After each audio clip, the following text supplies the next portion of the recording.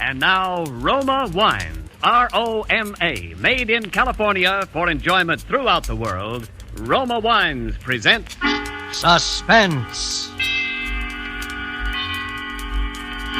Tonight, Roma Wines bring you The Man Who Thought He Was Edward G. Robinson, a suspense play produced, edited, and directed for Roma Wines by William Spear.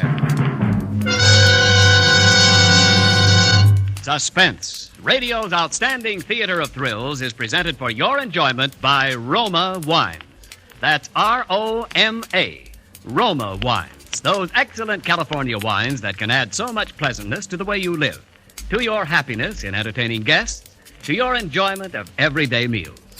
Yes, right now, a glassful would be very pleasant, as Roma Wines bring you Edward G. Robinson, as both himself and as a certain Mr. Homer J. Hubbard, a man who thought he was Edward G. Robinson, in this remarkable tale of Suspense.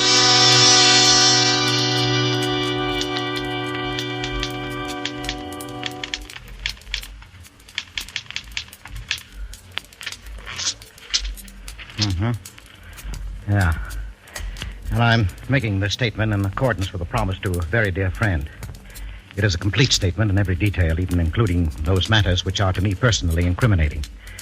Because my trust in my friend is such that I haven't the slightest concern on that score, or any other. What follows concerns primarily two persons. Myself, Homer J. Hubbard, and my wife, Ada Sampsey Hubbard. Even when I was courting Ada, I was aware that hers was a strong and domineering personality, to say the least. And after we were married, well, at first I put up with Ada's constant nagging and petty persecutions as best I could. I put up with them for 5 long years. It wasn't until a memorable evening in 1930 that the first dim outlines of an escape and finally a plan began to take shape in my mind. Ada and I had gone to the movies to see a picture called Little Caesar, with an actor in it whom I had never heard of before.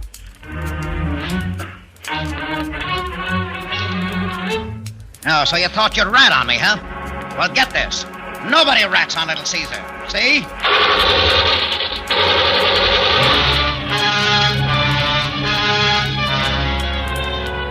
The moment I saw that face on the screen, the minute I heard that voice, the world of reality around me simply ceased to exist. I lived that picture. I was Little Caesar. I was Edward G. Robinson.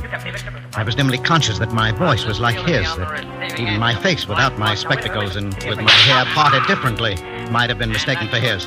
But it was more than that. It was his personality that fascinated me and that I assumed.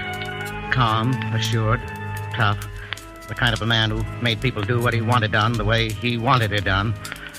Walking out of the movie theater, I knew something had happened that was going to change my whole life. There's the man. Little Caesar, they call him, and well, they may. What's his name? Edwin G. Robertson? No, Edward G. Robinson. Oh, Edward G. Well, I'll wait. You'll be hearing plenty about him from now on. He's no Caspar Milquetoast. Yes, dear. Is that all you have to say? Yes, dear. What does it take to arouse a little enthusiasm in you anyway? Well, Here you've seen a fine performance, a picture that would get anybody in the world excited. Yeah. And all you can say is, yes, dear. Yes, dear. Oh, I wish you were half the man that Robertson is.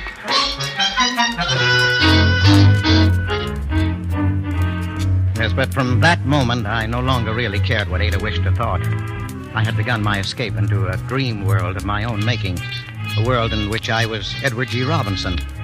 As the weeks went by, I began to identify myself with him more and more. I imagined myself in countless dangerous situations, and when no one was looking, I imitated him and affected his mannerisms. I would start daydreaming at my desk, wondering what the other people in the office would think if I suddenly exposed this hidden side of my personality. Good heavens. What's happened, man? Something's wrong. Is he joking? Okay, everybody. Now stay where you are. Hold your hands over your head. I don't want any monkey business, see? Now stand back there, Ryan. Any funny stuff from you, and I'll let you have it. Hubbard, this is preposterous.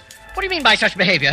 Is this your idea of a joke? You'll see whether it's a joke or not if you make one false move. That's a gun. This isn't a water pistol I'm holding here, you know. Hubbard, you're fired. Leave this office immediately. Oh, don't make me laugh. I'm getting out all right, but I'm not fired, see? I'm leaving well-heeled, and that's where you come in, Mr. Ryan. Oh, look out, please, please, Hubbard. No, be reasonable. Oh, shut up and do what I tell you. Keep your hands up in the air. Walk over to that safe. Open it up. Get all the money out of it. Put it right here on the desk in front of me. Now get going. All right. I don't want to have any trouble with you, Ryan. I'm going to count 3, and if you're not moving when I finish, you'll never move again, see? 1, 2. Hubbard! What are you daydreaming about? You better get busy or I shall be forced to report you to Mr. Pemberton again. Oh. I'm sorry, Mr. Ryan. I'm terribly sorry. I can't understand what could have come over me. Well, that's the way it went. At the office, walking down the street, riding home on the bus. My life outwardly calm and well-ordered, possibly even dull, was actually 24 hours of harrowing adventure with myself as the central figure. I saw every Edward G. Robinson picture that came out. It was the day after seeing Brother Orchid for the 3rd time that Ada finally caught me. I was shaving that morning and talking to myself. Okay, all right. You asked for it. If you don't come out, we're coming in and get you, see? Now we're coming in shooting. What's that? Oh, yeah? And only a dirty yellow rat would say that. Okay, boys, let him have it. Well, of all the fool performances I ever heard of, this beats all. What the world are you jabbering about in here? Well, it's really nothing, dear. I was just sort of trying to imitate Edward G. Robinson. You were what? Yes, I was. Edward G. Robinson? That's right. Oh, that's rich.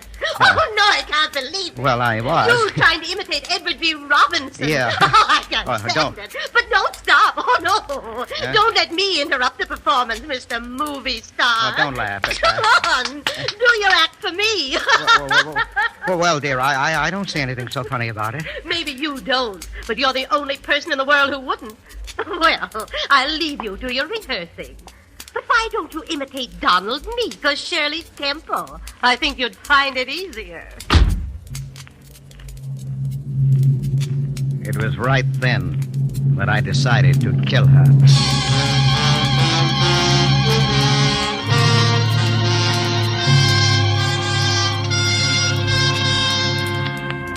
For Suspense, Roma Wines are bringing you The Man Who Thought He Was Edward G. Robinson, a radio play by Leslie Raditz. Roma Wines' presentation tonight in radio's outstanding theater of thrills, Suspense.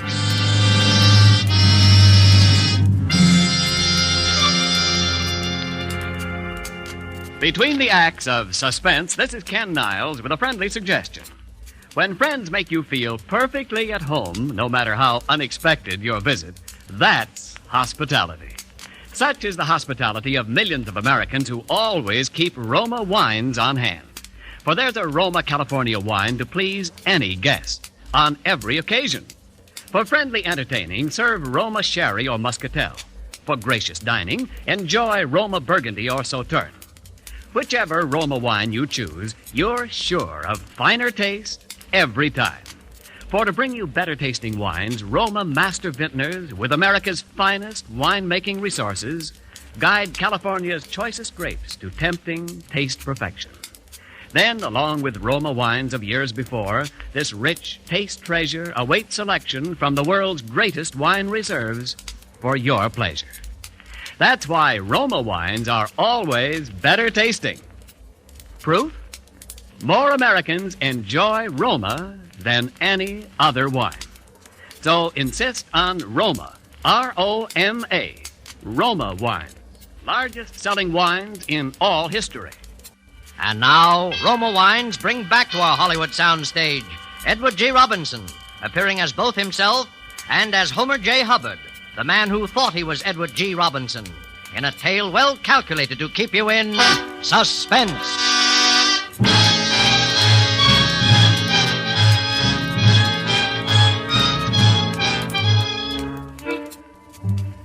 I might have decided to have mercy on her if she'd only let me alone. But Ada could never leave anyone alone. She ridiculed me at home and in front of our friends. Sometimes she would let a few weeks go by without saying anything, and I would think that perhaps she had forgotten. No, but Ada never forgot. She would wait until we were in a group of people, and then she would come out with it. Why, my dear, you mean I haven't told you about Homer's dream world? He thinks he's Edward G. Robinson.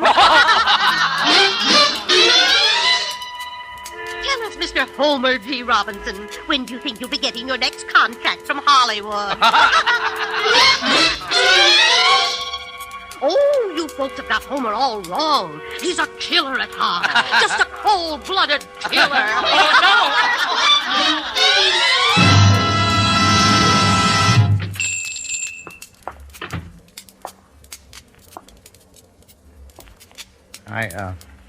I want to buy a gun. Sure, Bud. What kind of a gun? Oh, well, I don't know much about guns, but that one looks all right. Yeah, that's a nice little gun. .2850. Do I have to have a license?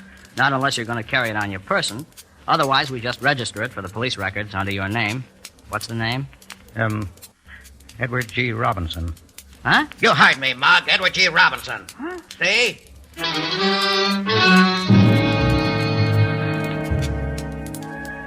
Oh, I had made my plans very carefully. My plan was that her murder would look like suicide. It would be a night when the moon was full so that I could see her head on the pillow and aim carefully. I would fire the shot, quickly wipe my fingerprints from the handle of the gun, then push it into her hand. Then, as the shocked and bereaved husband, I would call Dr. Wallace. The police wouldn't come until later, and when they did, I would be ready for them. I was so busy laying my plans that I hadn't been reading the papers and had to be told the big news. Homer? Oh, I beg your pardon. Mr. Robinson. Would you mind passing the spinach? That is, if you're not too preoccupied in planning your next murder. Yeah, you held up any banks lately, Homer? Here you are, dear. Oh, say, that reminds me. All kidding to one side, as the fellow says. Did you know that he's going to be here in town next week? Who? What? Edward G. Robinson. He's going to address the hobbyist convention. Is that so? Yeah. My, I'd like to hear him. I would, too. I'd like to see what a real He-Man is like, not just a poor imitation.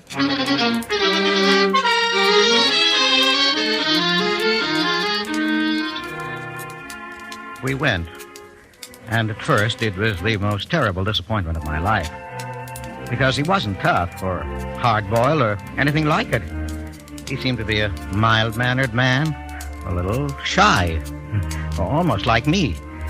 And he talked about orchids and modern art. They were his hobbies, he said, raising orchids and collecting paintings, modern paintings. But as the lecture went on, I began to understand.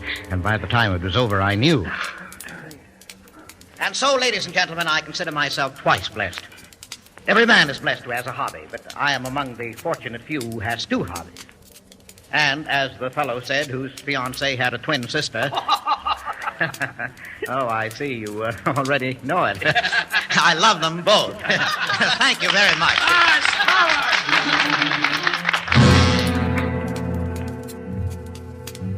Later that evening, I made an excuse to get away from Ada and went down to the hotel where I knew Mr. Robinson was staying. I bribed the bellboy $1.75 to tell me which was his room. I went down the hall and knocked at the door of 708. Yeah? Western Union. Come on in. Just put it on the... Well, say, Western Union dresses their boys up pretty snappy in this town, don't they? Well, I must apologize for adopting the subterfuge, Mr. Robinson, but I have something of the utmost importance to discuss with you, and I was afraid you might not see me since we had never been formally introduced. Formally introduced? Well, that's all right. What is it, autograph? I'm afraid it's something a good deal more serious than that, Mr. Robinson. Yeah? Well, you caught me right in the middle of shaving, as you see, but if you don't mind my finishing the job while you talk... Oh, come right along inside. Tell me all about it. Thank you.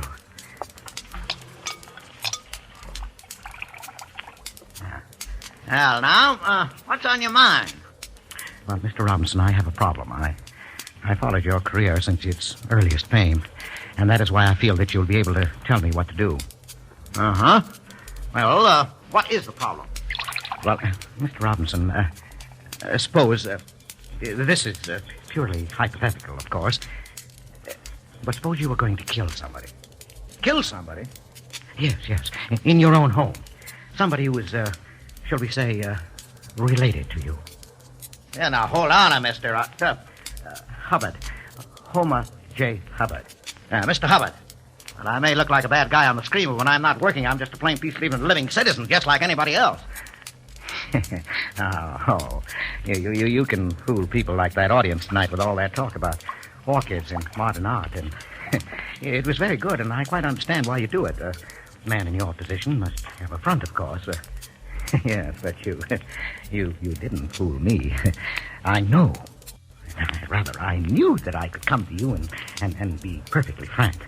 Yeah, what about? Why, about the murder. About the what? Well, look at me, Mr. Robinson. I'm a shy, inhibited, weak, utterly ineffectual person. I've none of your assurance, your hardness, your ability to cope with any situation the direct, the ruthless way. How many times I wished I had. Because for 20 years my life has been made horribly, unbearably miserable by one person. My wife. Oh, so that's the way it is. Yes, for years I bore it as best I could. And then, one day I thought, how would you have coped with it? And of course I knew at once. You would kill her. Hey, now, wait a minute. Say, are you kidding me? Oh, no, Mr. Robinson, I woun't think of such a thing. Look here. I've even secured a gun to do it with. Here, you better give me that. No, don't point it. Hand it to me by the barrel. Oh, we'll put it over here. Safer, you know. Yes, I must admit, I know very little about firearms, and they're quite distasteful to me. Yes, you and me both. I mean, small arms like that. Of course, a Tommy gun, that's different. That's the only thing to use. Yeah. Yes, I suppose you're right. But I didn't know where to get a Tommy gun. And I was afraid even if I did, I'd never master the art of using it. Yes, well, now you want to kill your wife, is that it? You want me to help you? If you would, Mr. Robinson, if you could spare the time. I can't tell you how grateful I'd be. Well, you know, Mr. Hubbard, you look like a pretty nice little guy. Your wife must really be an old battle axe to have got you in a frame of mind like this. All right, I'll tell you what I'll do. I will help you. Oh, Mr. Robinson. Yes, but it's got to be done my way, see? It's got to be done right. You got to plan these things. Now, take this gat, for instance. That's no kind of a rod to kill your wife with. Why, the caliber is all wrong. The ballistics would be all wrong. The dicks would be on your tail just like that. Now, I got a gat home that's perfect for this job, get me? I've knocked off Humphrey Bogart, Orson Welles, Jimmy Cagney. Oh, I don't know how many guys with it. Now, the first thing when I get home, I'll send it to you, parcel post. Would you, Mr. Robinson? Oh, sure. Now, when you get it, you just lay low, see? Now, don't do a thing till you hear from me. I'll lay this thing out with some of my boys, and then I'll get in touch with you, okay? Oh, Mr. Robinson, I don't know how to thank you. Oh, forget it, pal. Forget it. What's a little murder between friends?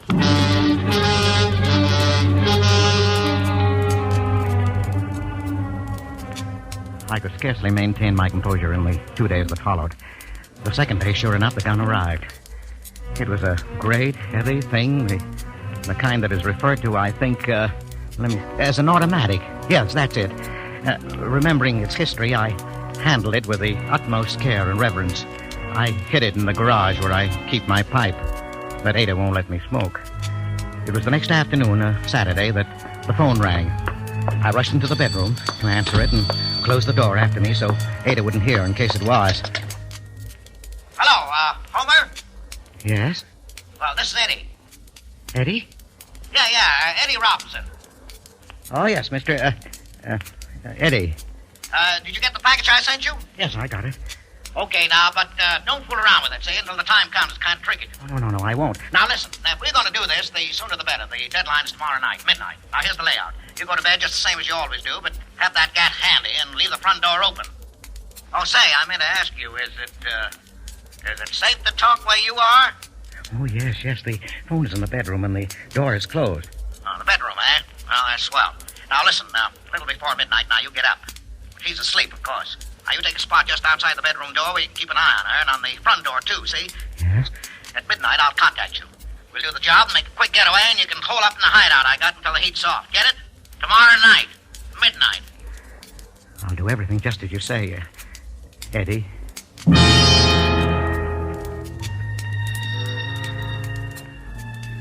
I followed his instructions to the letter.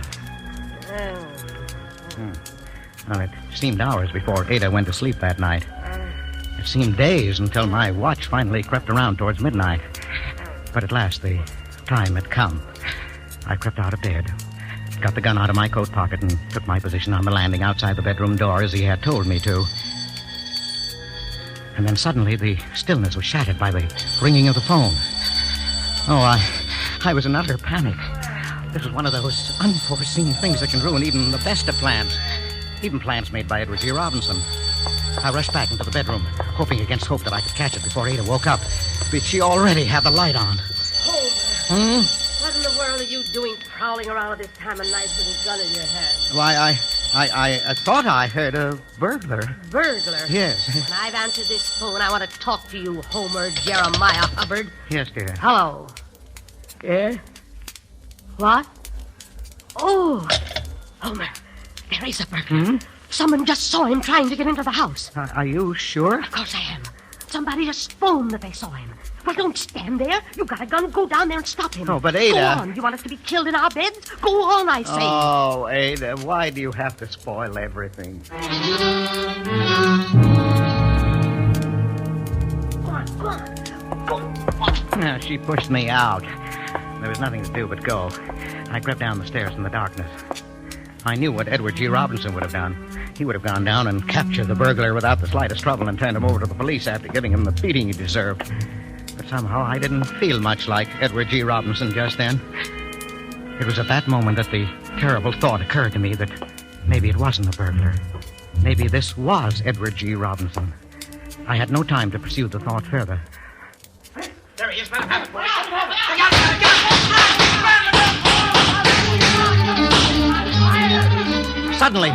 Suddenly there was a barrage of shots and a confused yelling of voices. In my terror, I suppose I must have squeezed the trigger of my own gun because it began jumping and flaming in my hand. I tripped on something, and the next thing I knew, I was tumbling headlong down the stairs. And that was the last I remember.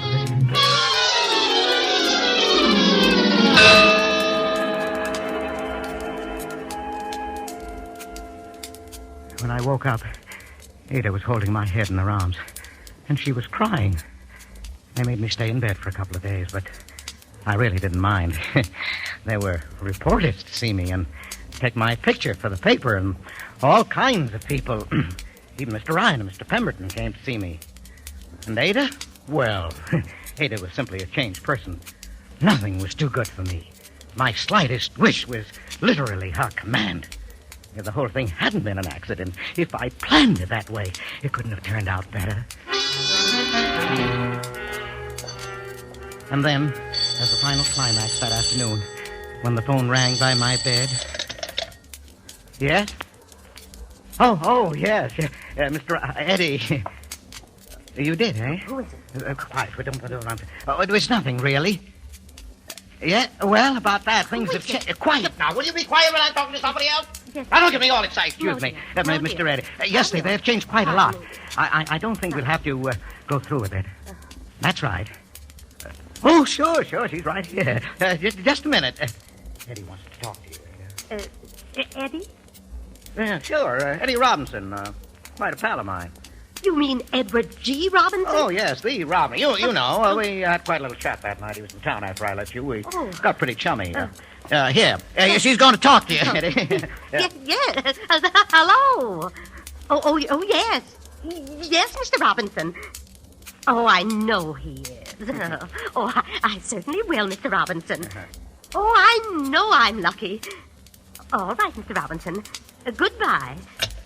Oh, Homer, he knew all about it. He'd seen it in the papers. Yeah, so he said. And he said you were a hero, a real hero. Bigger than any movie hero that ever was. He did, huh? Oh, Homer. Well, if Eddie Robinson says I'm a hero, I guess maybe I am.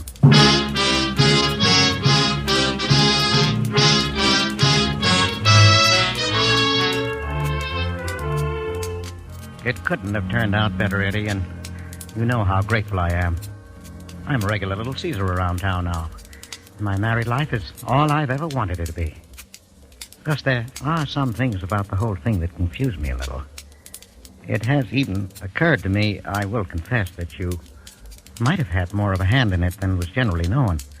That the gun you sent me might have contained blanks, I believe you call them, don't you? Because in spite of all the shooting, there wasn't one bullet hole anywhere in the house, and the gun had disappeared, which confused the police somewhat, too. And that the burglars might have been some of your boys playing a little joke. Yes, but I don't think you would do a thing like that to a pal, Eddie, would you? No, I don't even think you would use the statement that you asked me to send you to hold over my head as a guarantee that I wouldn't try to kill Eddie again. Not that I ever would. But even if you did all that, Eddie, I don't really mind. Because, as you might say yourself, what's a little joke between pals?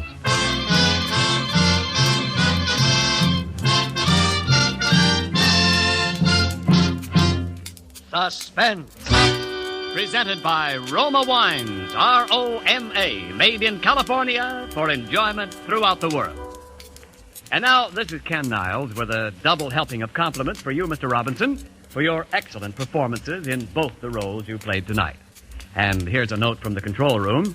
Bill Spear, our producer-director, says you sounded remarkably authentic as Edward G. Robinson, and very sincere as the little man who wanted to be. Well, thank you very much, Mr. Niles, and a bow to you, Bill. And, Eddie, since you're one of Hollywood's most celebrated hosts, we know you'll enjoy this gift basket of Roma, California wines. Well, a handsome gift, Ken, and many thanks. Here's the bottle of Roma Burgundy Bill Spear suggested we serve tomorrow night if Mrs. Robinson can get any meat. Well, Eddie, during these shortage days, when you rarely find the porterhouse steak or juicy roast you want, Roma Burgundy rescues many a meal. For robust Roma Burgundy, with its tempting taste harmonies for hearty meals, makes ordinary pot roast as flavorful as roast beef. Yes, the finer taste of Roma Burgundy brings out all the subtle, hidden flavors in food. Adds richly to mealtime pleasure. Sounds mighty good. Well, Roma Burgundy is mighty good because only Roma, America's greatest vintner, selects from the world's greatest reserves of fine wines. Only Roma possesses so vast a treasure. That's why every Roma wine is better tasting every time.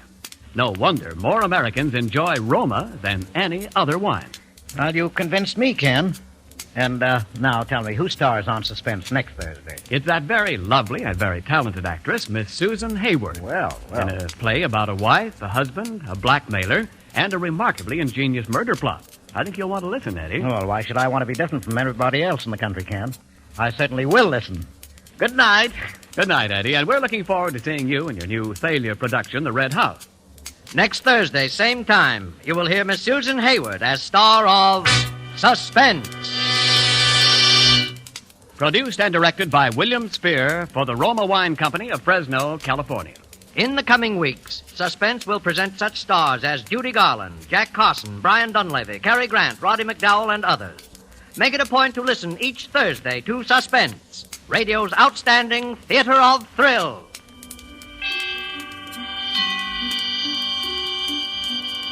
This is CBS, the Columbia Broadcasting System.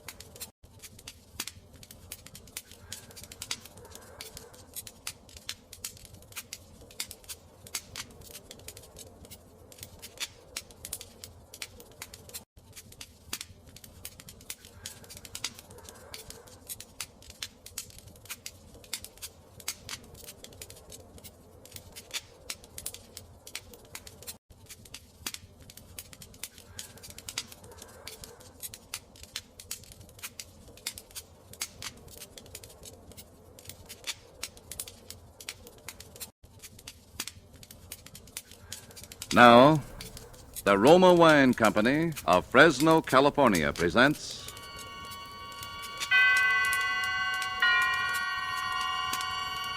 Suspense.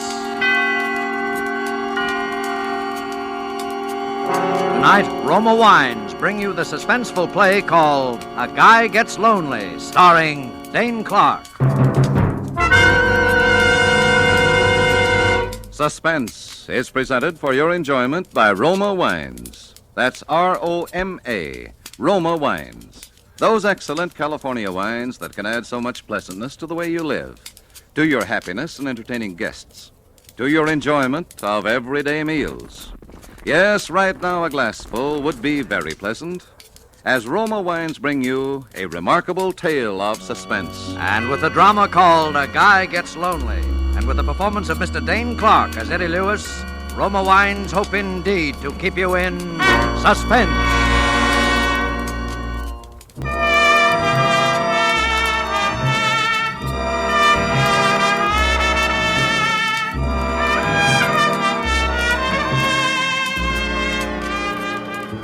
you ever been lonely, desperately lonely? Well, there's an emptiness in the pit of your stomach that no food can remove. There's a coldness about people's faces that make you shudder. And you do silly things when you're lonely. Maybe that explains what happened to me. Maybe. Anyhow, I was hanging around the shooting gallery in one of those Broadway penny arcades that night, one of those places where you can play a game of chess, get your fortune told, have 10 shots at Hitler, all 15 cents. And I was alone, as usual, thinking the dull, drab, dreary things a guy thinks about when he's alone. When suddenly an old man standing next to me said... Well, my aim is not what it used to be. Oh, got a match, my boy? Match? Oh, sure, here. Oh, thank you. You haven't by any chance got a cigarette to go with that match, have you, son? Of course, here, take one. Oh, thanks again. You know, with cigarettes so scarce nowadays, the only way a gentleman gets a smoke is to buy them himself. Yep. Thank you, thank you. What's the matter, kid? You look like your ship came in, only your mother-in-law was aboard. Oh, nothing. Oh, come on. Fess up to old Horace. I'm Beatrice Barefax without the girdle. Well, I'm just fed up with this town, that's all. Oh, there's nothing wrong with this town, kid. It's like all other towns. Yeah, except the one you grew up in. Well, I suppose you're right. You know what you need is a little diversion. Huh? Oh, here, my man. Load these guns up again, will you? Yes, sir. Both guns, chum. Naturally. You'll try it again, won't you, son? All right, sir. Okay. You know, I think perhaps I've got just the right medicine for your homesickness, young fellow. Well, what's that? A girl. A girl? Yes. Don't tell me you've never heard of them. Well, if you haven't, bless me. I don't want to be the one to tell you. And there we No, are. it's That's not it. that. Here you are, sir. That'll be $2. $2? That's right, chum. There's a war on, in case you haven't heard. Ammunition's kind of hard to get nowadays. Oh, well, as a matter of fact, it's a little dark in here, and my eyes aren't what they used to be, so perhaps I'll simply forget. No. Here's the money. Go on. Go ahead, Pop. Shoot. You wouldn't care to make a small wager on this, would you, my boy? As I say, my eyes... No, thanks. Well, as I was saying, son, I have a splendid idea. Now, tomorrow, being the Sabbath, my wife and I are bound for Minnewanka on a peaceful little fishing expedition. If you'd care to accompany us, there is a faint chance, just a faint chance, mind you, that I might round up a beautiful young lady who will make it a foursome. Well, wouldn't that be too much trouble? Oh, not at all, son. Meet me here tomorrow at 9. What do you say? Gee, that's swell, except that... Except what? Oh, do you mind if I shoot first? No, go ahead. Except that I've never been fishing before in my life. Well, don't worry about it. Hey, your eyes aren't too bad. With a fish, the big thing is not so much your experience as your bait.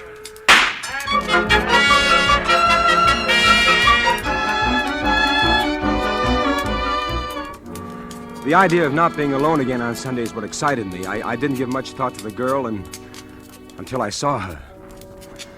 If you've ever seen a truly beautiful woman walking toward you, you'll know what I'm talking about. First, you see the tiny gray silhouette in the distance, and then the figure seems to spring to life.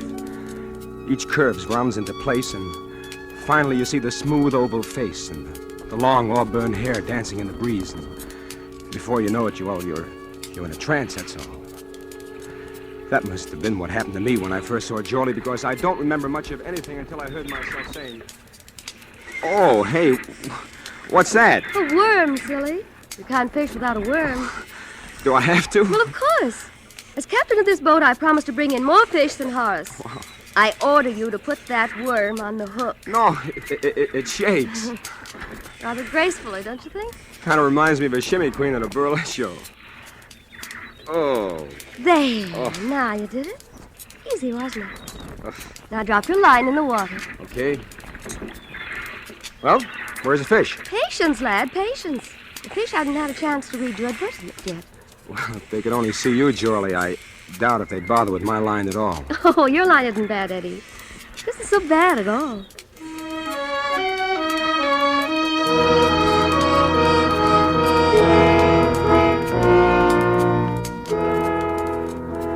I guess in the next few hours I told her just about all I could remember about myself, about wanting to be an actor and leaving home and coming to this town and the disappointments and how I decided to go home while I still had some money left. and how lonely I was. How terribly lonely I was. And before she left that night, she wouldn't let me take her home. I made a date for the next night. It's funny how quick you can get to feel that way about somebody when you're lonely. We met in the Astor lobby, and after we talked for a while... Well, for a slow starter, you certainly poured on in the backstretch. No, please don't laugh, Charlie. I'm pretty serious. About what? About you. How about me? Charlie, look. I was planning to go home today. I had the ticket in my pocket, and this morning I turned it in. Oh. Look, I still want to go home, Charlie, but I want you to go with me. You want what? I want you to marry me. Charlie? I heard. Well? You want an answer now? Yes. It's no, Eddie. Oh. I'm sorry. Well, is there somebody else? No, it isn't that, Eddie. It isn't anything you could possibly imagine.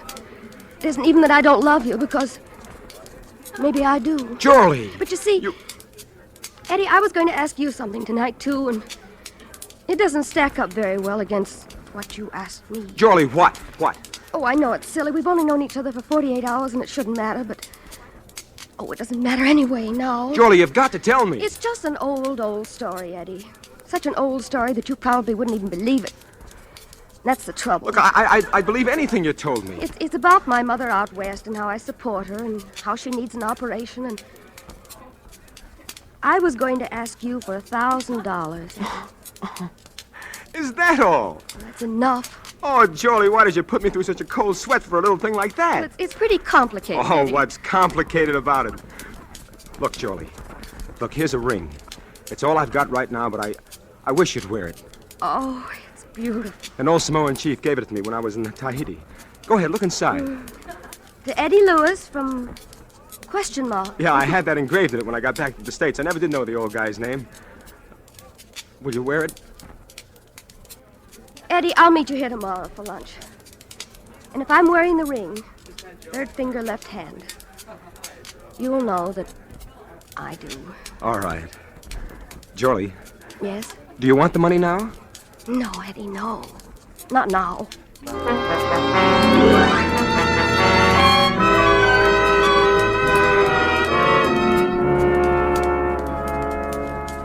The next day, I was there waiting for her, way ahead of time again, but this time she was late. After a half hour, I began to get worried. Then I began to get scared. And after a full hour had gone by and she still hadn't shown up, I was half crazy, and then I felt a hand on my arm and a voice speaking over my shoulder. You, waiting for somebody? That's right. A lady? Yeah, what about it? Would your name be, Eddie Lewis? Yes. Say, what do you know about the fact that I'm... We found your name written in lipstick on the back of a bathroom door up on the 10th floor. After it said Astor Lobby, 1 o'clock. So we, sort of put 2 and 2 together. You see, I'm from headquarters, Eddie. What? I'm a detective. Detective? Listen, if you know anything about Jorley Andrews, I was supposed to meet her here about an hour ago, and Would she have been wearing this ring by any chance? Well, that's right. That's my ring. Where is she? She's down at the city morgue, Eddie. She's dead.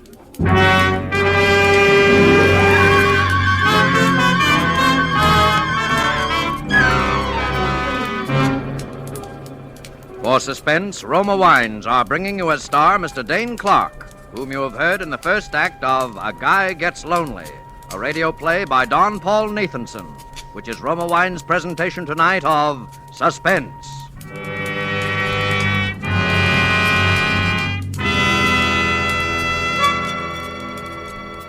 Between the acts of suspense, this is Truman Bradley for Roma Wines. Gracious hostess, internationally known on entertaining, Elsa Maxwell's suggestions are always worthwhile.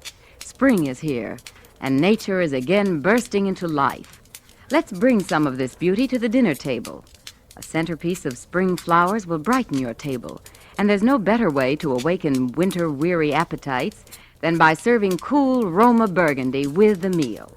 This glorious wine from California goes well with almost any food. So simple, and yet how charming. A few flowers to give your table the gay note of spring.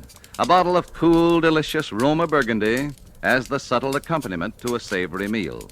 You'll enjoy the tart piquancy, the fruity, robust taste of this distinguished Roma Burgundy. Like all Roma wines, unvaryingly good, always high in quality. The result of selected grapes, slowly brought to perfection in California's choicest vineyards, gently pressed, then brought to fullest flavor by the ancient skill of Roma's famed wineries. Yet all this goodness is yours for only pennies a glass. Remember, more Americans enjoy Roma than any other wines. R-O-M-A, Roma Wines. And now Roma Wines bring back to our Hollywood soundstage Dane Clark as Eddie in A Guy Gets Lonely, a play well calculated to keep you in suspense.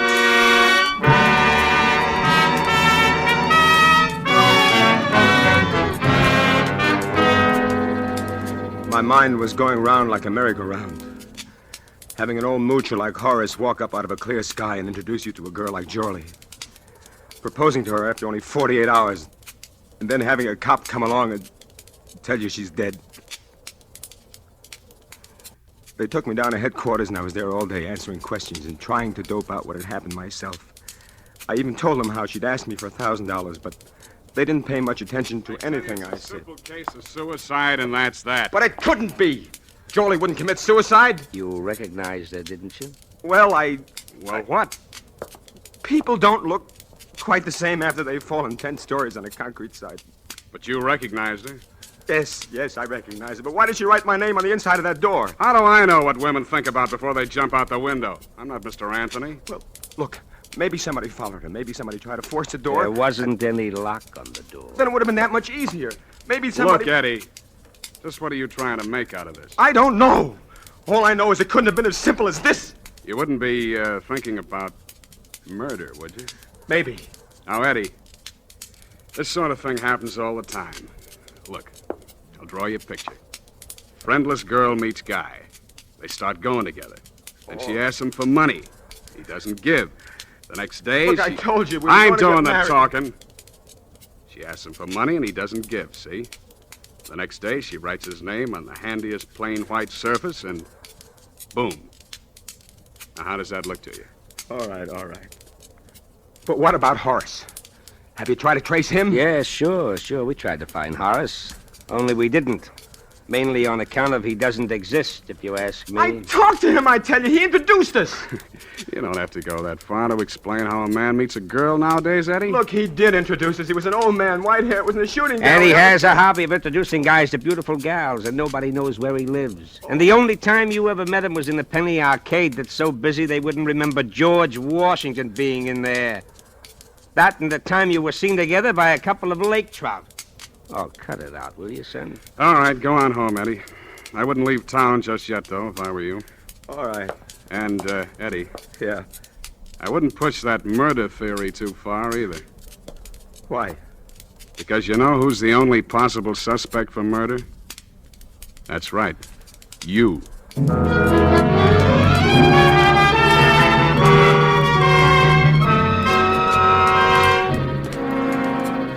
First, I didn't know what to do or what to think. I didn't blame the cops. From where they sat, it just didn't make any sense any other way. And then all at once, I knew what I was going to do. First, I moved to another hotel, just in case. And then I started growing a full beard, and I dyed it black. And my hair, too. You see, I'm a natural blonde, so it turned out pretty good. Good enough to pass off for a night anyway. And I really am an actor. Maybe no Barrymore, but enough to give a fair imitation of an accent. And I got some different clothes, and then I was ready. I began haunting that shooting gallery because I figured the old man had a system. But after about 3 weeks, I'd about given up hope. When one Saturday night, I walked into a little place off Times Square, and I saw him. My heart was jumping through hoops, but I just sort of moseyed around, tried to look as down in the mouth as I could, kept my face out of the light. I felt pretty safe with the beard, so I went over and I stood next to him. Oh. Well, my aim seems to be off tonight. Oh, pardon me. You have a match? I reckon I do. Sure, here you are. Oh, thank you. My boy. Like to try your skill at the shooting gallery? Perhaps a little wager? Oh, no, thanks. I've just about had enough shooting to last me a lifetime. I just come back from 2 years in the South Pacific. So that's where you got the beard? Yeah, a bunch of us fellas grew him down there. I promised my kinfolk I'd let him see it before I shaved it off. I'm not so sure I would shave it off. It's mightily becoming to you. Thank you. Where are your folks? Texas. Got a mighty nice little ranch of my own down there. I sure do miss it.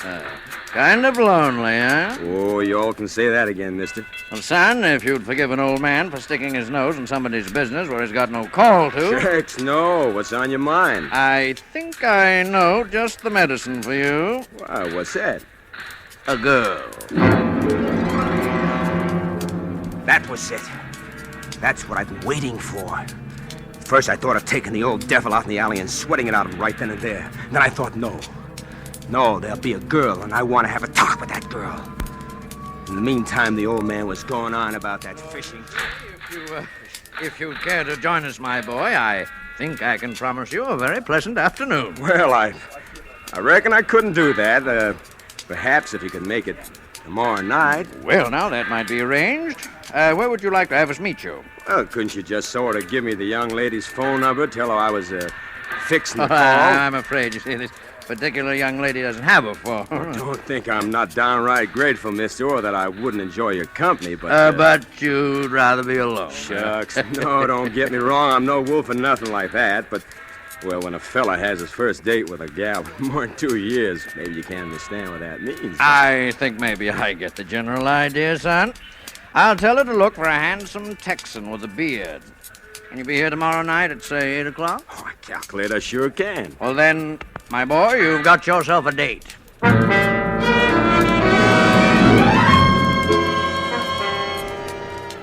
next night, I was there in plenty of time. I had plans for that girl, lots of plans. As I got around toward 8 o'clock, I kept looking toward the street entrance, but somehow I must have missed her because the next thing I knew, there was somebody standing beside me and I heard a voice. Hello there. I'm Joyce Island. It seemed as though minutes went by before I was able to say a word. If it hadn't been dark where I was sitting, she couldn't have but helped to see that something was wrong. Because the girl was Jorlie. My Jorlie, who was supposed to be dead. The Jorlie that I'd seen it myself at the slab at the city morgue. And somehow I managed to pull myself together and start talking. You're Johnny Farrell, aren't you?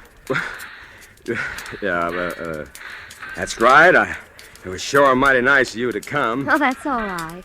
I wasn't doing anything. Is there anything in particular you'd like to do now? No, nothing in particular. I thought maybe you'd like to go dancing or something like that, Only what? Well, I discovered a terrible thing just before you got here, Miss...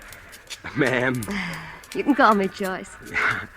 You see, I left my wallet up in my hotel room. Oh? If you all wouldn't mind stopping by there with me for a minute while I pick it up, then we could... And I suppose while we're up there, I can look over your etchings. Oh, no, ma'am. I ain't that kind. Honest, I'm not. But if you don't want to go, it... Oh, what's the difference? Come on, let's go.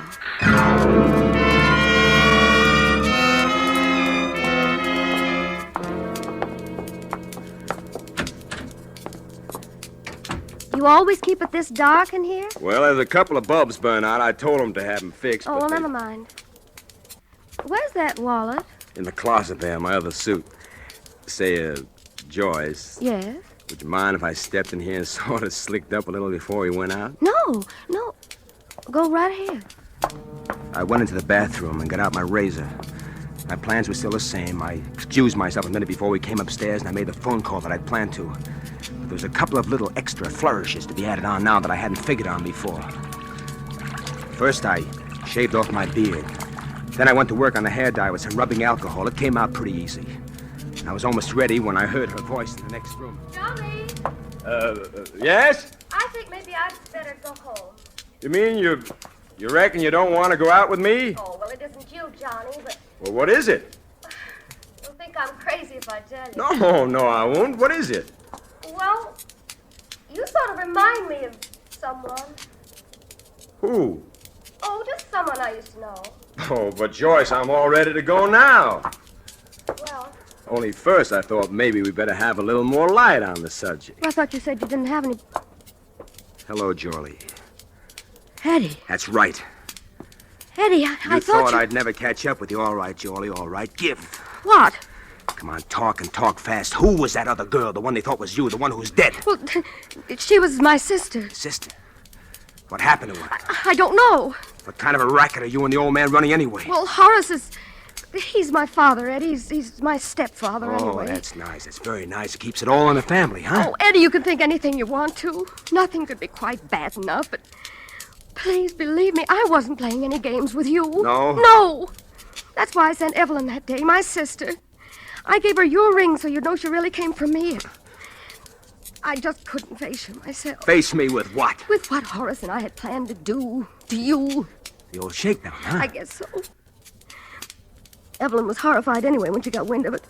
She was a funny girl. She belonged to one of those religious sects, and she said we'd have to atone for our sins, be punished. No. Maybe you better start from the beginning. Well, that's about all. We were awfully hard up. And Mother really was sick. And I'd borrowed some money once from a man I'd met. I paid it back that time, but it gave Horace ideas. He wheedled and threatened and said our mother might die, and... Well, I'd had a couple of pretty raw deals pulled on me out here, and I just didn't care anymore, I guess. That is... till I met you. Yeah, and so you sent your sister to me to confess all, and she jumped out of the window instead. Is that what you think happened? I don't know. Then why did you tell me what you knew then? Well, I wouldn't have brought Evelyn back to life. And Horace said we'd all go to prison, and... You see, Mother didn't know what was going on. It would have broken her heart. Yes, but you went right back at it again. Horace said if he'd had just a little money, he'd go away.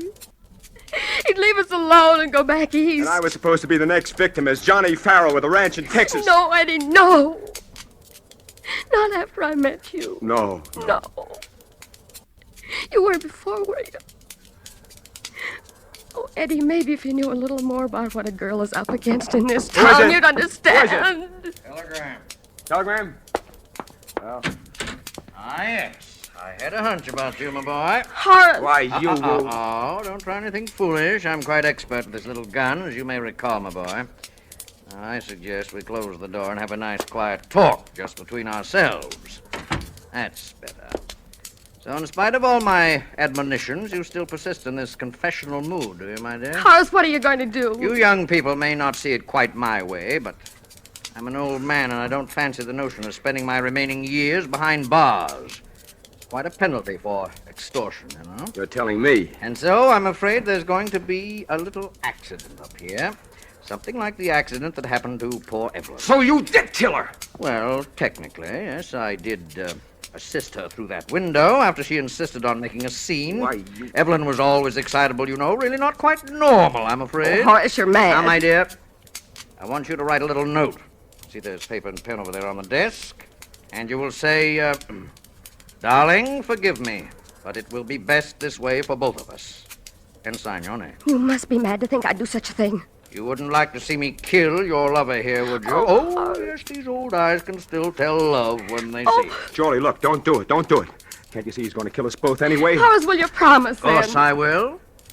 That's it, my dear. Write it down just as I told you. There's only one thing wrong with all this, Horace. You want to know what it is? Naturally. I've already called the police. They're waiting for me in the lobby right now. And if I'm not down there in about 5 minutes, they'll be up here. Oh, dear. This is embarrassing, isn't it? Isn't it? I think perhaps you'd better get on that telephone, my boy. Give directions for the officers to go away immediately. Say that you no longer have any need of them. Well, all right. Hello? Hello, desk.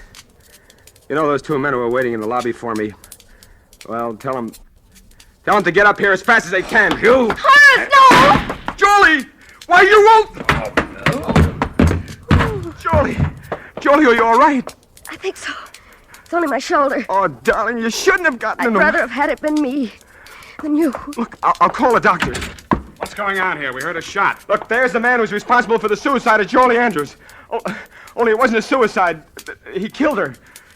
It wasn't Jolie Andrews. That's Jolie Andrews over here. What are you talking Hello, about? hello? I've got to get a doctor. Wait a minute, will you?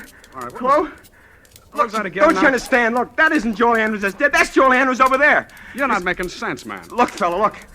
I met this guy at a hotel. Yeah? And then we went fishing, and then put the worms on a hook, and Yeah. and then she was in a slab, and she was dead. Only she's not dead. She's wonderful. We're going to get married. See, I love her. And then Horace and I were in the shooting gallery. Then I met him, and I dyed my hair, and I made a fake Texas accent. See, and I met him one afternoon, and I picked this whole thing over myself. Joy's alive.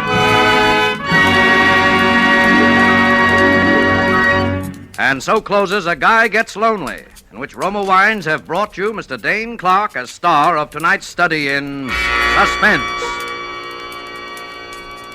Before our star returns to the microphone, let me say a word for Roma Wines, the sponsor of Suspense.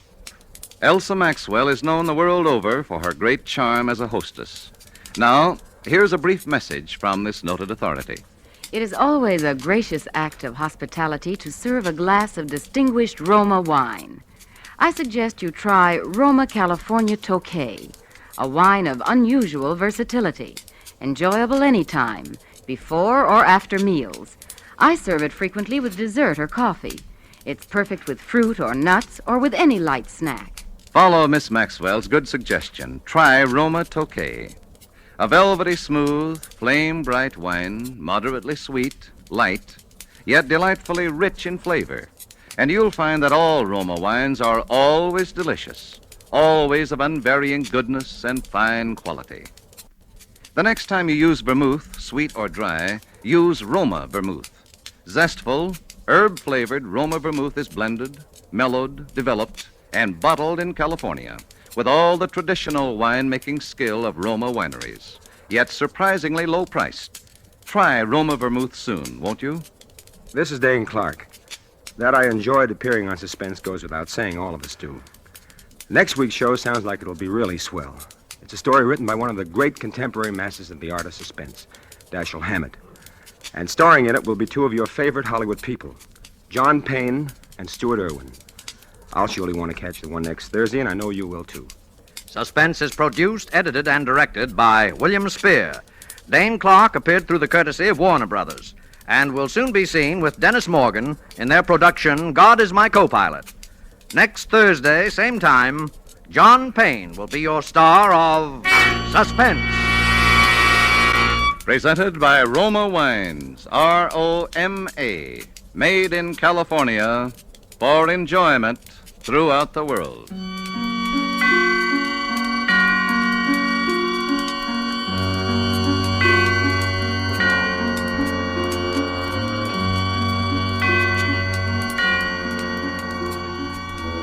This is CBS, the Columbia Broadcasting System.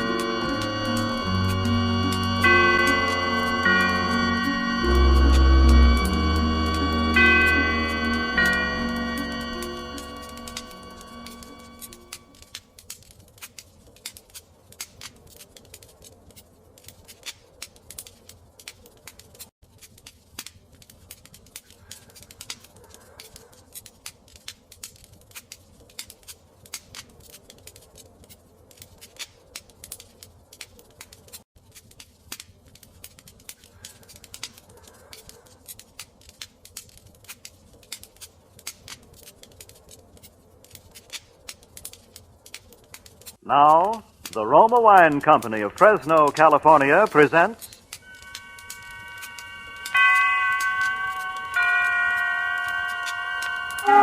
Suspense.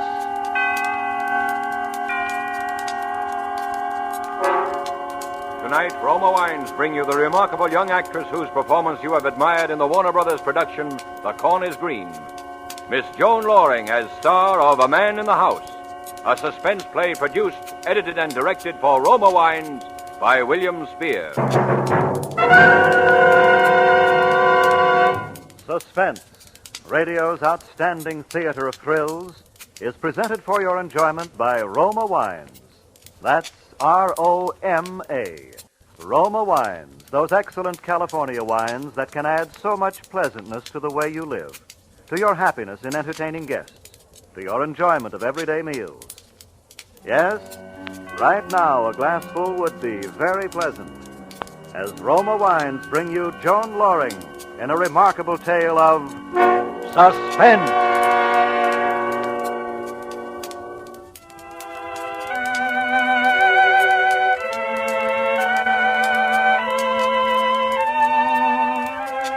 When I was 17, they called me that pretty little Barrett girl. I never imagined then that 5 years later I'd be working in the public library day after day and 2 evenings a week. One of the mousy, tight-mouthed librarians who frown and rap a pencil when the adolescent scuffling and giggling becomes a little too unruly. I never dreamed that pretty little Barrett girl would become prim Miss Barrett, nor that my mother would... Well, one evening my father came home from the office looking a little more tired than usual. He barely touched his dinner and said he thought he'd lie down on the sofa for a nap. 3 hours later, he was dead.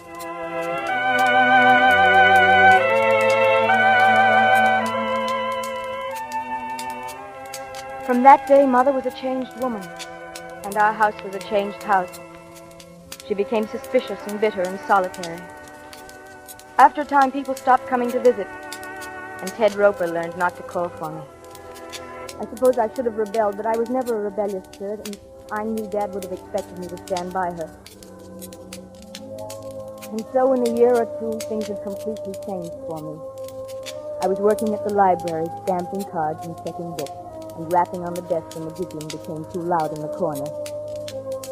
Ted Roper went away to school, studying to be a doctor, and by the time he came home to set up his own practice, he was called up for the medical corps. I'd get postcards from him from time to time, and meanwhile I worked at the library and came home and cared for Mother, because her health had grown progressively worse. Now she was in a wheelchair and always in pain, although she'd never consent to see a doctor.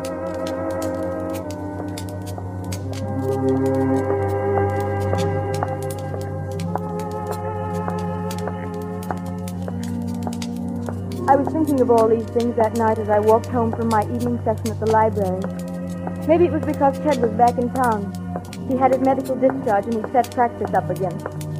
He'd come to the house once, and I knew he wouldn't want to come back again. And so I walked home alone in the dark, thinking how once they had said... There goes that pretty little Barrett girl. But now they said... What Emily Barrett and her mother need is a man in the house. I looked up at our house. It was shabby and run down. And the vacant lots on either side of it and across the street were wild with unkempt weeds and grass. A single light was burning in Mother's room. The rest of the house was dark. I opened the gate, and then I stumbled a little. Something soft and yet unyielding was at my feet. And somehow my blood went cold as I reached down, and my hand touched something still and lifeless. It was my little wire-haired terrier. He was dead.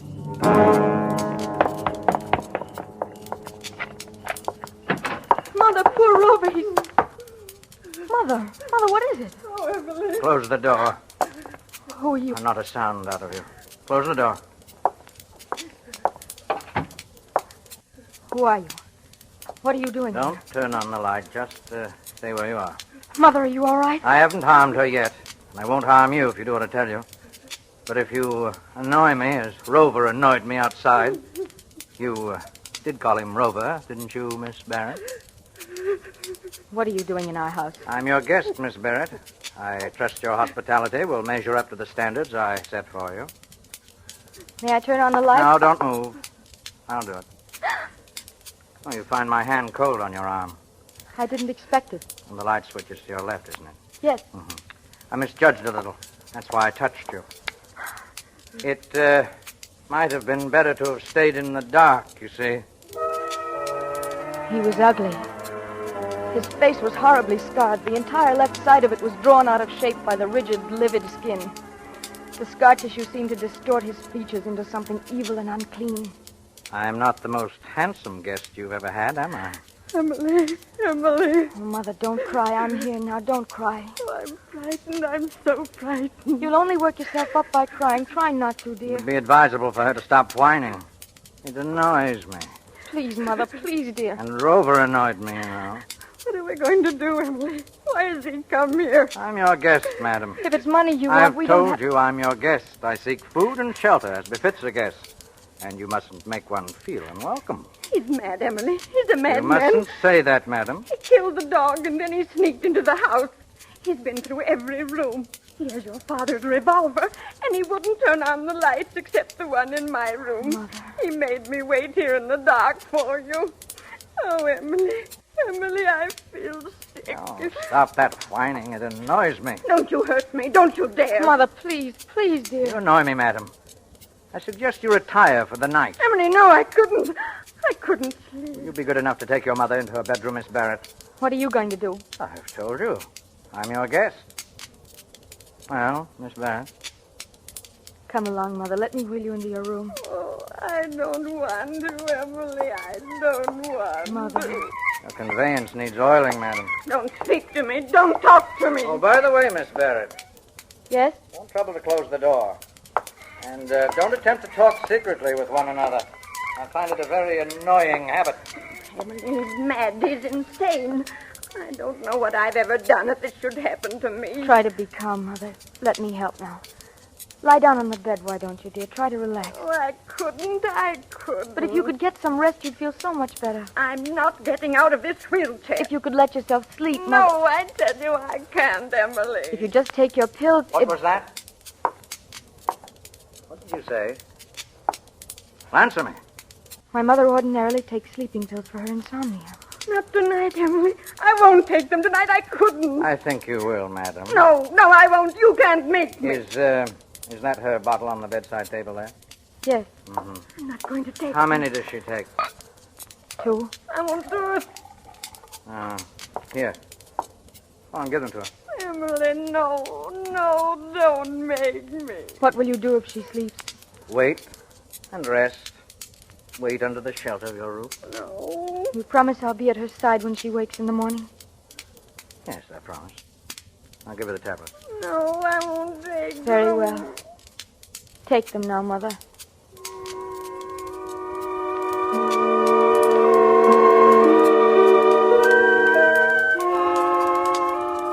Mother swallowed the sleeping tablets with difficulty, her eyes wide with fear, unable to look away from that scarred, awful face.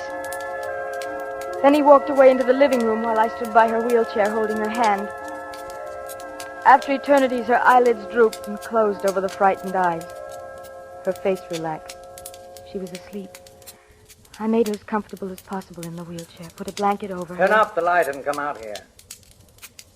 Did you hear me? Yes. Now, sit down. Yes, that chair there. How do you spend your evenings, Miss Barrett? You read? No, not often. I get enough of books at work. Why did you break into our... What do you do for a livelihood? I'm a librarian. Why did you choose don't our... usually stay up late, do you? No, I don't. In that case, then, we'll turn off the light. You're rather isolated at this end of the street, but someone might wonder why lights are burning in the Barrett house at this hour.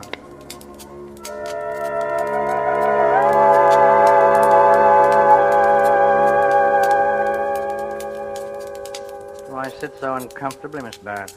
Come on, lean back, be at ease. Why don't you leave us in peace? We won't give you... I need rest. The safety of rest and solitude. But why our house? Why? Because you have few visitors. Your mother's to blame, isn't she? My mother? Weak, selfish, complaining. Not the most delightful of companions. You're a librarian, you say, huh? How long do you intend to stay here? Your curiosity annoys me. She'll stay here as long as I please, for a very long time if need be. You can't. You'll be found out. Oh, I doubt that very much. But if I fail to report for work... Oh, you won't.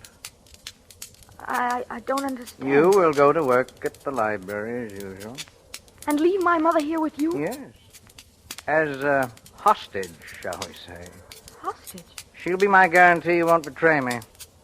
You will not go to the police, Miss Barrett. You will not make any indiscreet disclosures to anyone.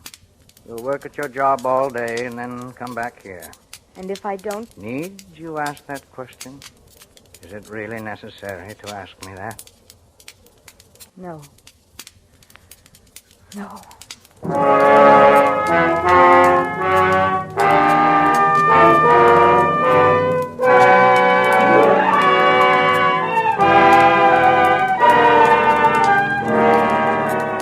For Suspense, Roma Wines are bringing you a star, Miss Joan Loring, in A Man in the House by Leslie Edgley. Roma Wines' presentation tonight in radio's outstanding theater of thrills, Suspense.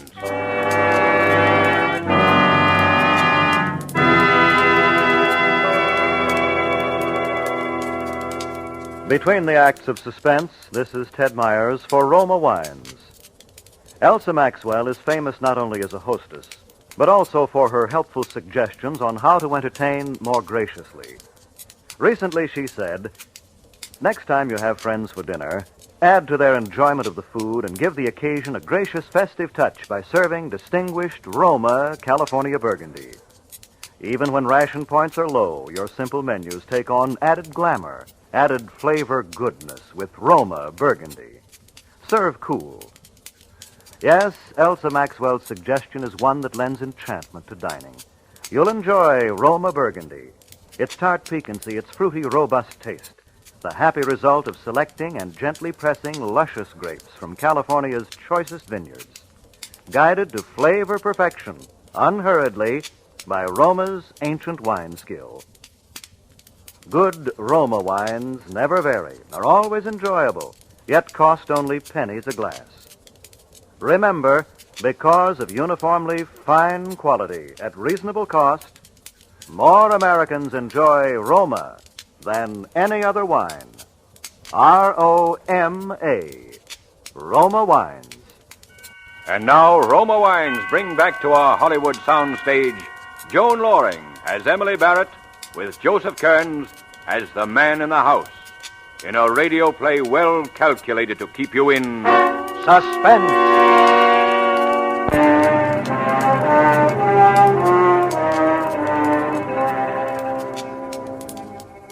The rest of the night passed in silence. He didn't speak to me again, and yet I knew he was staring at me from his chair, staring at me in the dark.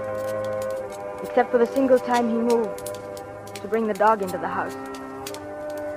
I was still frightened, so frightened. But it was the morning I thought of. The morning when I would have to leave Mother alone with him.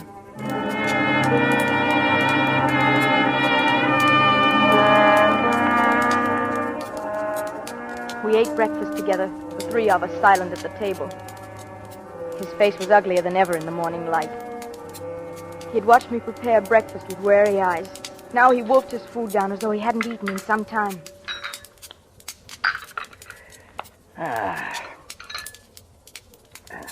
You're not hungry?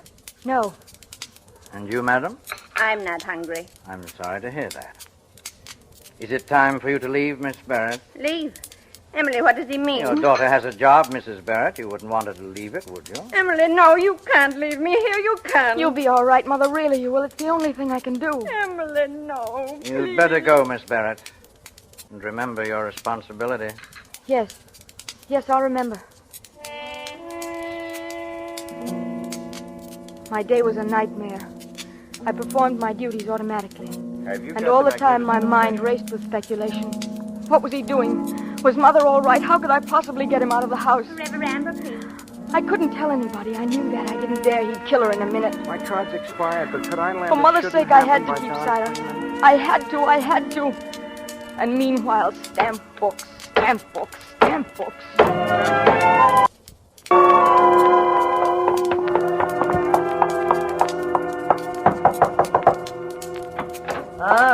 Good evening. Where's my mother? Your mother? In her room. Lock the door. Mother, are you all right? She's all right. Lock the door. All right, now give me the key. Mother! I'm here, Emily. Told you she was all right. Give me the key. That evening, I didn't have to go back to the library.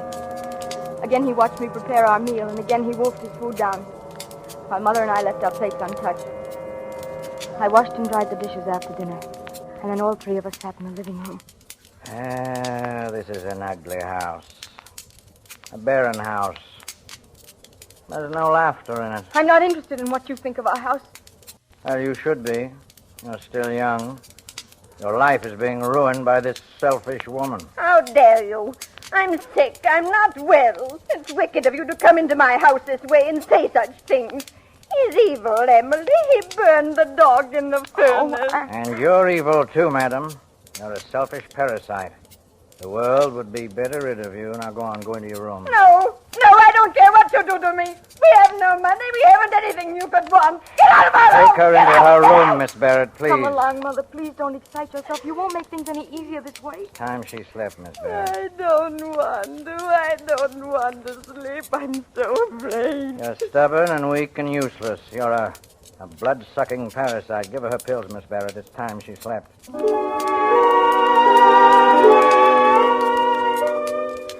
Mother refused to leave her wheelchair again, but I persuaded her to take her sleeping tablets.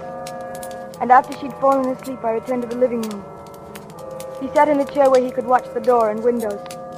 One side of his face was twitching, a nervous tic he couldn't control. You have permitted your mother to ruin your life. That isn't true. Of course it's true, I know. I've seen it happen before. I know all about it. I've been trapped just as you're trapped now by your mother. I won't stand for you talking like that. I know about women, domineering women. There was one. Well, she'll never bother me again. You killed someone. Did I? That's why you're hiding here. Is it? Did you kill someone? Well, I'm not sure. Maybe someone annoyed me. I'll kill if anyone annoys me. Don't annoy me, Miss Barrett. Tell your mother not to annoy me.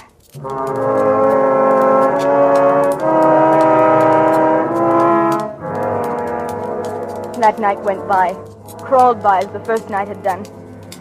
At 10:30, he switched off the light, and then we were sitting in the dark again in silence, hour after hour.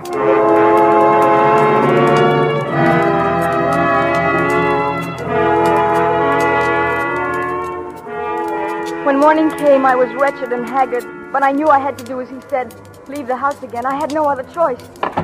I had to leave Mother with him. I'd have to go about my duties as usual. For a moment, I thought of going for help, but I knew what he'd do to her if someone even approached the house. And then as I came down the front steps, my heart almost stopped, for Ted Roper was coming up the front path. Morning, Emily. Hello? I'd heard your mother wasn't too well, and I thought I'd drop in a minute and see her. Well, no, I don't think you'd better. She's asleep. Well, that's too bad. I wish I'd stopped in last night. I was in the neighborhood, and I was just on the verge of knocking on your door, and I noticed your lights were out. Oh, yes, we retired early. Is there something wrong, Emily? No, there isn't.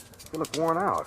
Getting plenty of sleep? Yes, I am. You've got to get a lot of sleep. And as he stood there chattering on about my mother and my health, I could see the curtain in the living room move. He was watching us. He could probably hear every word that was being said. Emily, you're not listening. Are you well? Of course I'm well. Will you leave me alone, Ted? Of course, if that's the way you feel. I'm sorry, Ted, but I have a headache. I'd appreciate it if you'd go on. Certainly. And as Ted disappeared down the street, I turned and looked into the window. He was standing there back of the curtain, smiling, as if in approval.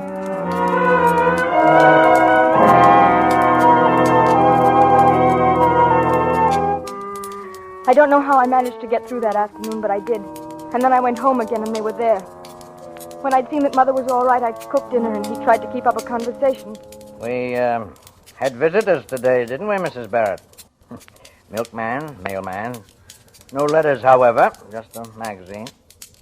And we had an interesting talk, didn't we, Mrs. Barrett?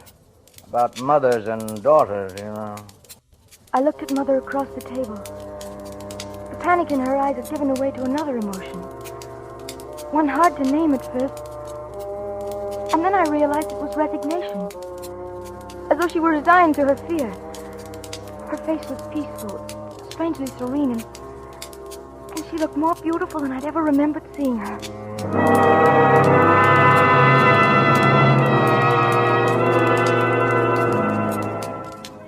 After dinner, we sat in the living room, silently. He looked tired, deep circles under his eyes, and his face twitched involuntarily. I felt unbearably tired, my eyes so heavy.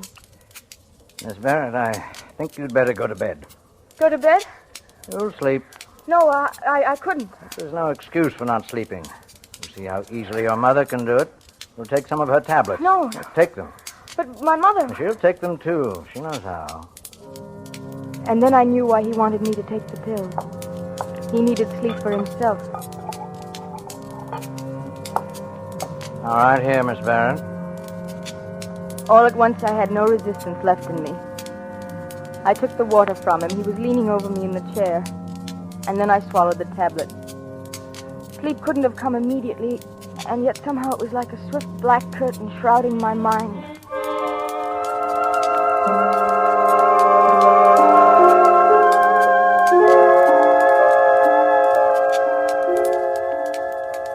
When I awoke, he was still asleep in the chair facing the door and the windows. But the moment I moved... Good morning. Where's my mother? In her room, of course. Mother was still sleeping in her wheelchair. But something was wrong. She looked so strange. Something was radically wrong. She was ill. My first impulse was to cry out, to run to him and plead with him to help me. But I knew that was useless. I turned around, knowing that I shouldn't leave her, and yet I was powerless to help her. It's late. I won't have time to make breakfast this morning. Yes, we seem to have overslept, didn't we? I'll have to go now. The key, please unlock the door. Oh, Mother's still sleeping. Please don't disturb her. That still depends on you, Miss Barrett. Have you forgotten?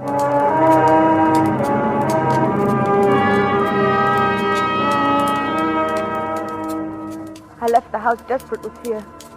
Mother had to have medical attention immediately, and yet I didn't dare call anyone in. I didn't dare do anything that would endanger her life. I didn't know what to do. I walked blindly and rapidly along the sidewalk, almost running, not knowing where I was going. And then I saw Ted. Hello, Emily. Headache better? Oh, Ted. What's wrong? What is it, Emily? Ted, you've got to help me. You've got to. Oh, Ted. Here's my car, Emily. Sit down now. Tell me what's wrong. And then I told him the whole story. And when I'd finished, he said, I'd better go to your house at once. But you can't, Ted. I can't let you in the house. You won't have to. I'm not letting you go back there. But I must. I can't leave Mother with him. All right, then. Go back to the house. Tell him you went for a doctor. Oh, I couldn't. Tell him that, Emily. Tell him you saw your mother was ill when you woke up. Tell him you called a doctor and you said nothing about him being in the house. But he won't believe me. I know he won't. We've got to gamble he will. I'll drive you back to the corner. Give you time to walk to the house and explain things to him. Then I'll make my call. And then what, Ted? What will we do then? I don't know, honey. But do as I say. It's all we can do just now.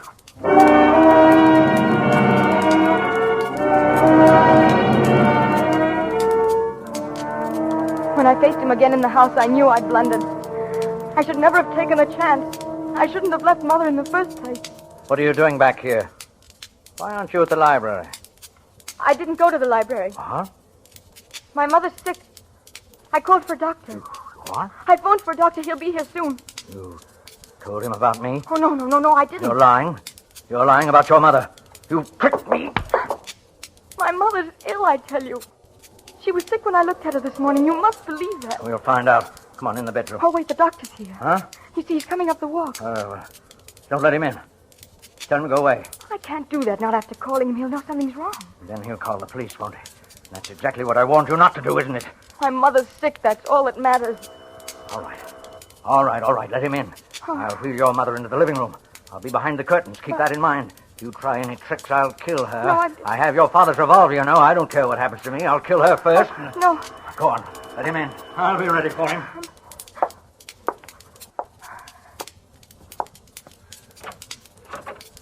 Hello, Emily. Hello, Doctor. I'm so glad you've come.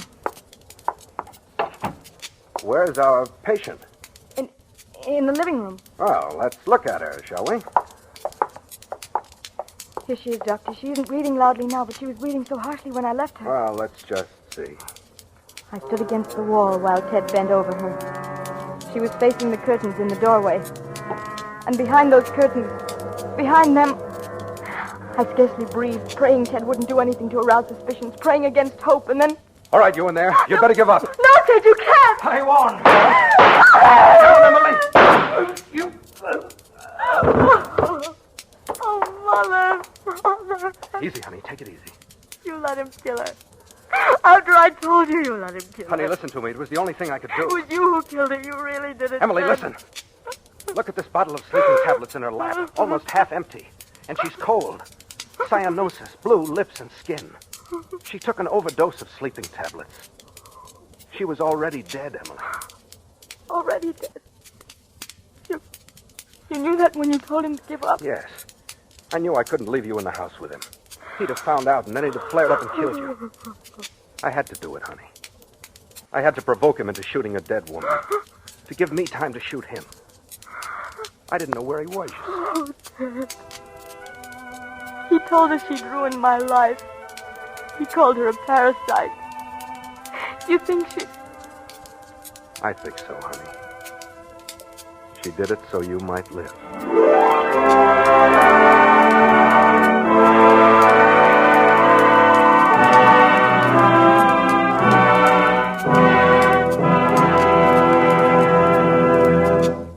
Roma Wines have brought you A Man in the House, starring Joan Loring as Emily and Joseph Kearns as the man, in tonight's study in Suspense. Before Miss Loring returns to the microphone, Ted Myers with a word for Roma Wines, the sponsor of Suspense. Warm weather and iced drinks just naturally go together.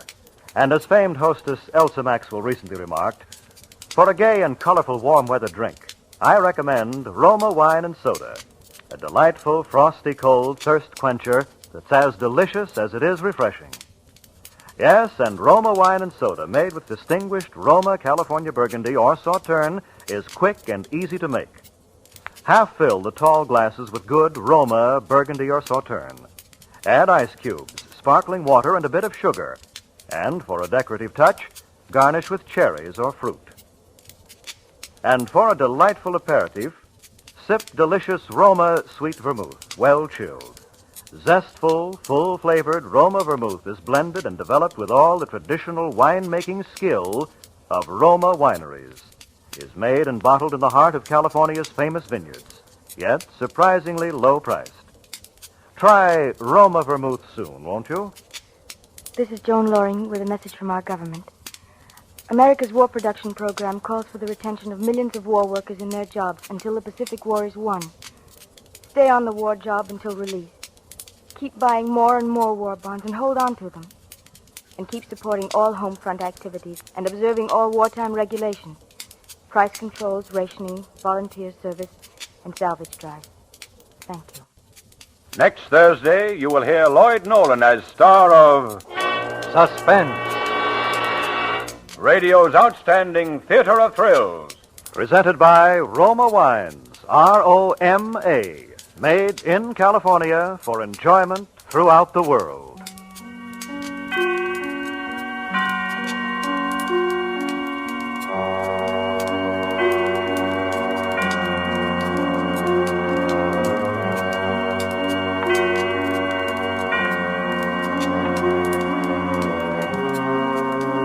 This is CBS, the Columbia Broadcasting System.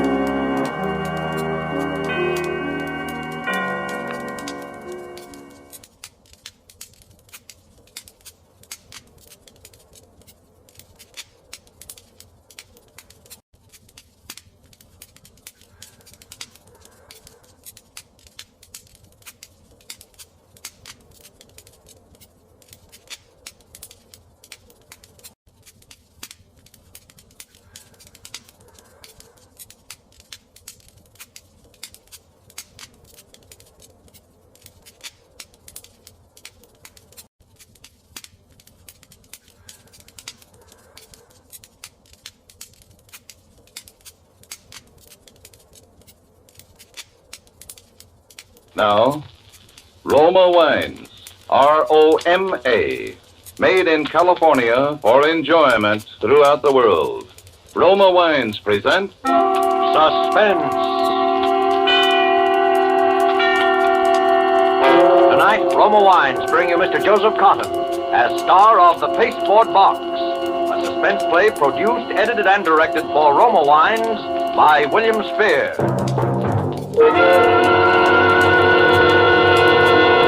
Suspense, radio's outstanding theater of thrills, is presented for your enjoyment by Roma Wines. That's R-O-M-A, Roma Wines. Those excellent California wines that can add so much pleasantness to the way you live, to your happiness and entertaining guests. to your enjoyment of everyday meals. Yes, right now a glassful would be very pleasant, as Roma Wines bring you Mr. Joseph Cotton in a remarkable tale of suspense.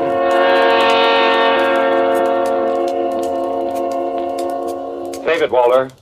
Taking all of that I can. I'm through, you understand? Through. Oh, I'm sorry, sir. I couldn't help but overhear you. What's the difference now? I hope you haven't quarreled seriously with your brother. Quarreled? What else have I ever done with him but quarrel? Oh, I realize he's a bit difficult at times, sir, but I'm sure he has your best interest at heart. Yeah, well, from now on, he can stop worrying about my best interest because I'm getting out of his life tonight for good.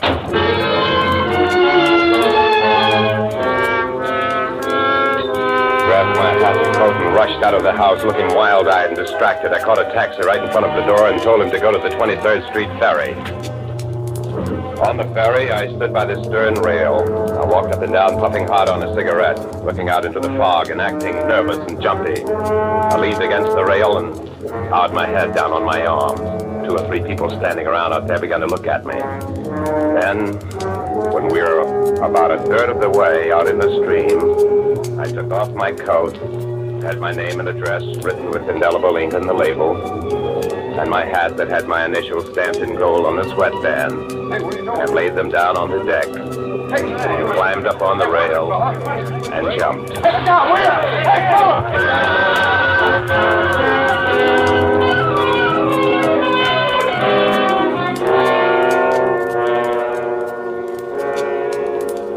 It was as easy as that. A fight with my brother that was loud enough so the houseman couldn't help but hear it. A jump off the 23rd Street ferry, leaving plenty of identification behind. An easy swim back to shore where I had planted my dry clothes. And a phone call to the news to report my own suicide. It was just as easy as that. On Friday afternoon, I waited across the street until I saw Williams, the houseman, leaving for his usual weekend. And then I let myself in the front door and walked back to the study. Come in, Williams. I thought you'd gone. Hello, Walter. Jack.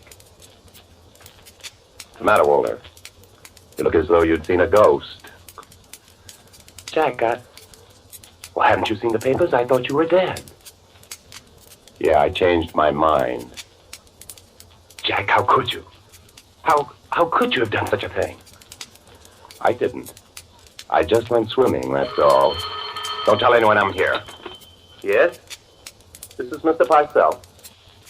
Yes, I told you once it was broken. Well, I'm sure I don't know. I know certainly I didn't break it.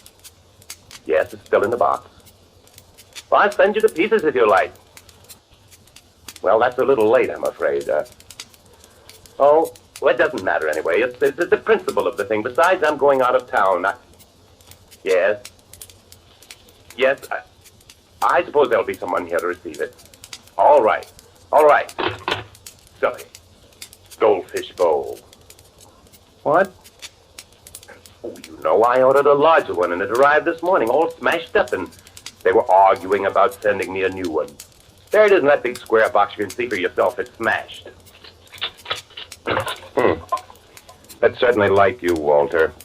At the last minute, you worrying about a $2 goldfish bowl.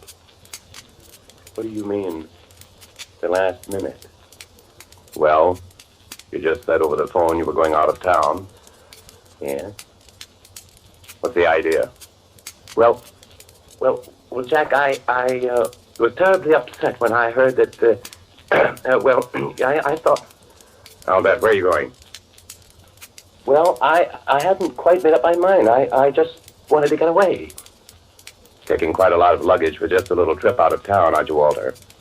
Clearing the papers out of your desk, too, huh? Well, I simply thought I could get a little work done while I was away. Or were you thinking of staying away for a while because somebody might ask questions about why I jumped in the river and the answers might make you look like a heel? Why, of course not. Such an idea never entered my head. You always were yellow. You'd run away from anything. Jack, that's quite enough. That's right. Those are the truest words you ever spoke. And I wouldn't bother about packing luggage anymore if I were you. What? Why not? Because where you're going, you won't need any luggage. What do you mean? This is what I mean. Jack! Jack! Don't! Don't! You're joking! You're joking!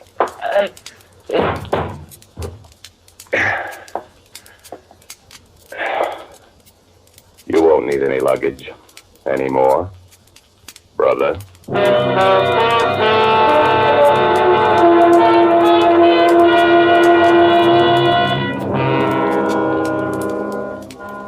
Like Cain felt about Abel, I suppose. There he was, lying on the floor, looking as though it was me lying there, only it wasn't. It was him, and I was glad. It's a funny thing about twins, being one yourself. You notice them more than most people would. And all the twins I'd ever known had got along good. Extra good. But not me and Walter. I hated him ever since I could remember. I hated him because the old man was about the only one who could tell us apart. And it was Walter he always called to him, not me. I hated him for what he got and what I didn't. I hated him because he was always good and I was bad. I hated him because the old man left everything he had to him, and it wasn't hay either. And because I couldn't do anything about it on account of that forgery rap I'd taken. And I hated him for the way he'd taken care of me since I got out of jail and thrown at my face every chance he got. I hated him for all those things and a lot more. And I was dead. And I'd killed him. And I was glad. You don't believe me? Brother, I felt great. I went over to the mirror and combed my hair over to the left side like his, and I locked the study door and went upstairs to the bathroom and shaved off my mustache. He was clean shaven. Went back in the bedroom and put on one of his suits. And when I got through and stood in front of the big full-length bedroom mirror, I looked the spitting image of him. No one in the world could have told that I wasn't Walter Parcell. In fact, I was Walter Parcell. I went back to the study. All I had to do now was dispose of the evidence. But first, I couldn't resist looking around. It was mine now. All mine. Those stupid fish he had all over the place in glass tanks, the books he never read, and all the rest of it. In his desk was a list of all the bonds and securities and the number of his safe deposit box and the combination to the safe and the bank book, all nice and neat. And on the desk was a picture of Helen Winters, the little vixen he was engaged to. And I made a mental note that I'd at least have to call her before I left town. It'd look funny if I didn't. I might even do more than call her. Well, there's no use stalling any longer.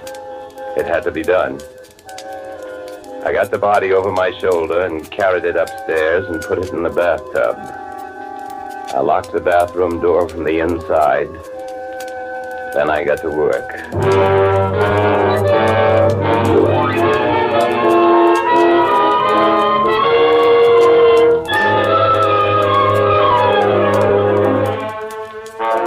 For Suspense, Roma Wines are bringing you a star, Joseph Cotton, in the pasteboard box by Joe Grenzebach. Roma Wines' presentation tonight in radio's outstanding theater of thrills, Suspense.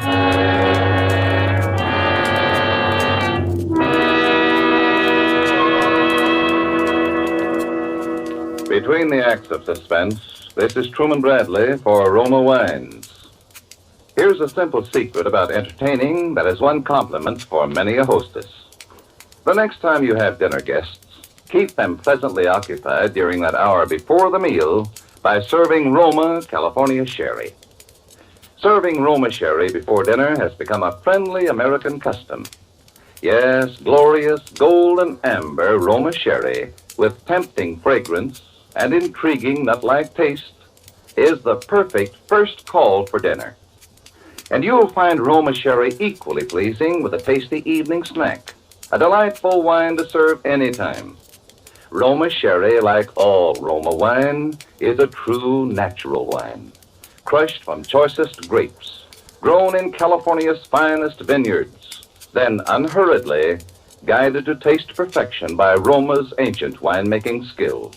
Bottled at the winery for unvarying goodness. Delight your family, your guests, with delicious Roma sherry, now selling at the lowest prices in years.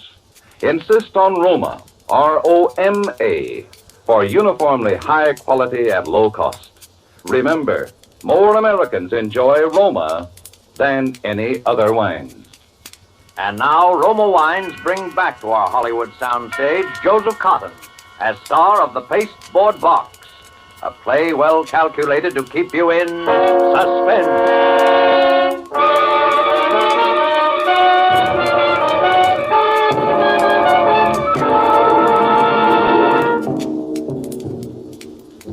It was early morning before I was able to leave the house. I walked to the nearest subway with a suitcase, a heavy suitcase, because it was also weighted down inside with old furnace grates and sash weights. I got off the subway at Dyckman Street and took the Dyckman Street ferry to Jersey. About halfway across, the suitcase that I had on the rail, as though it was something to lean on, just sort of slipped out of my hands into the river.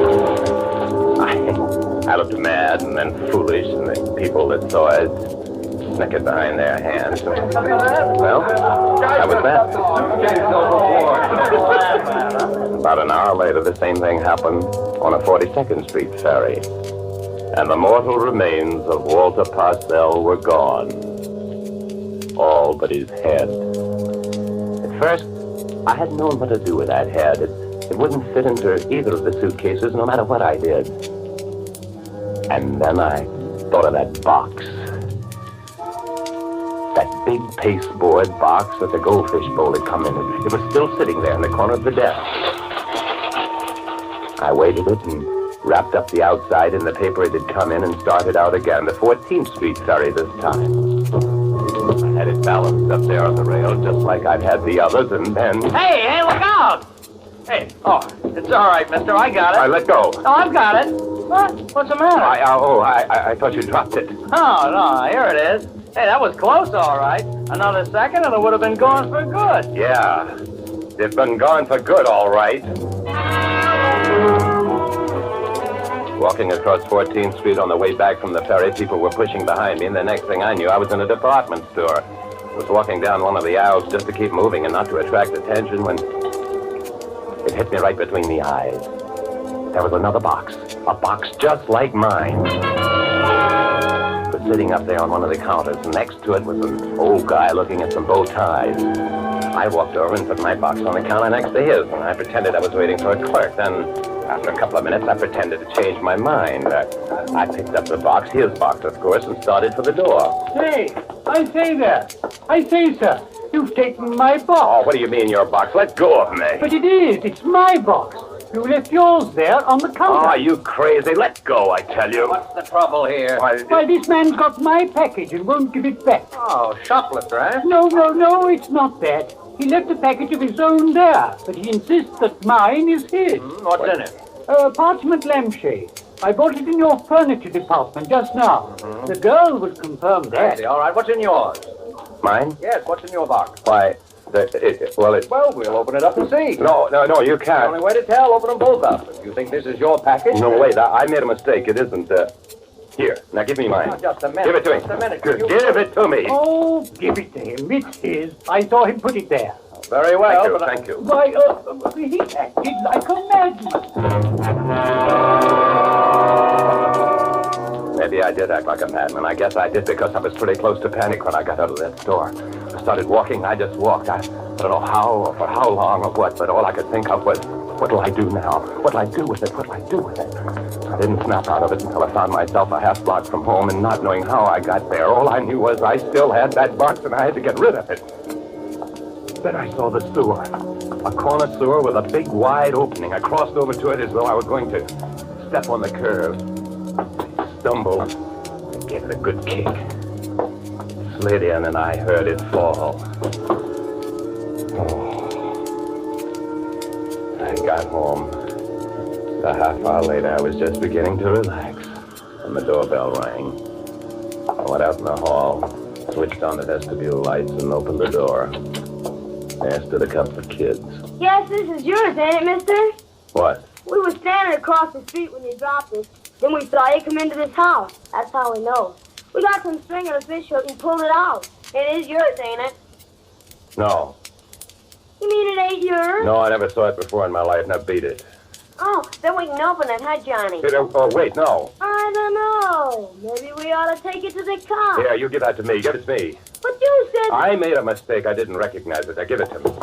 Beat it. Well, aren't you glad to get it back? Huh? Oh, sure. Here. Thanks. Gee, $5. There must be diamonds in that box.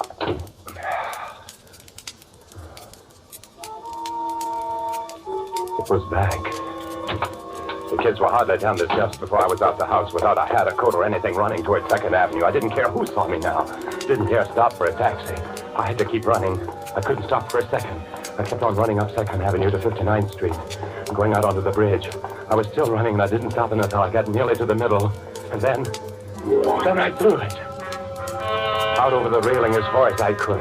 I watched it arc down and saw the white splash in the darkness as it hit the water and a couple of 100 feet below. It was gone. No matter what, it was gone. Somehow I got home. But it was daylight before I could get myself to sleep.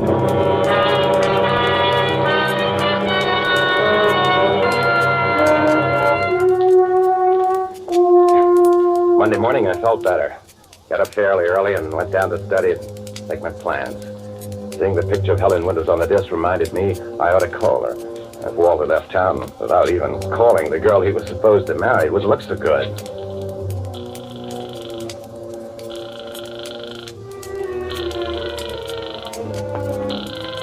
There was no answer, so I hung up. Then I rang for Williams, the house man. Yes, sir? Oh, Williams, I'm sorry to tell you this, but I'm going to have to let you go. Oh, I'm sorry to hear it, sir. If it's anything I've done. Quite the contrary. I've found our association most pleasant, but the death of my brother has been quite a shock, of course. Of course, sir. I'm going away. I don't know how long I shall be gone, or when I shall be back, or if I shall come back here at all. So I thought it was best this way. Yes, sir. When will you be leaving, sir? Within a few days. There's no hurry, but I wanted you to be able to make your own plans. I'm making arrangements this afternoon to sell the house and the furniture. And the associations here are painful, if you understand. I understand, sir. My brother Jack had his faults, of course. We all do. I know how you feel, sir. But after all, Williams, he was my brother. Yes, sir. Blood is thicker than water. You're so right, Williams.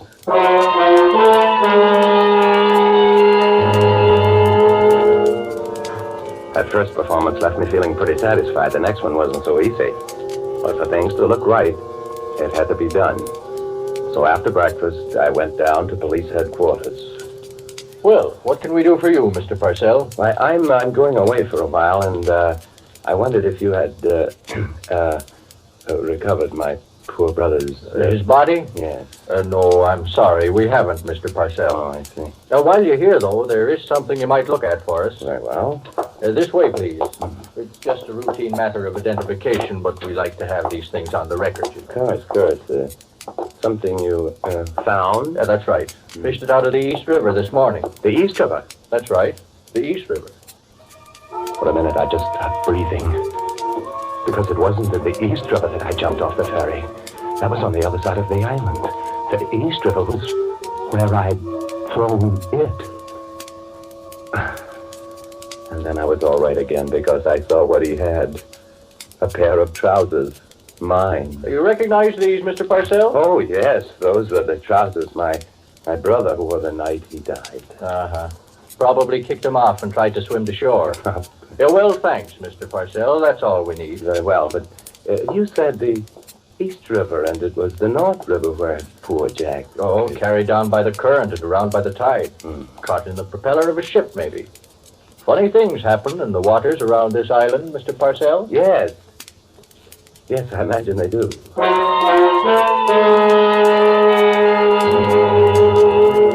So, that was all right, too. When I got out of headquarters, I went across the street to a pay station and phoned Helen Winters again.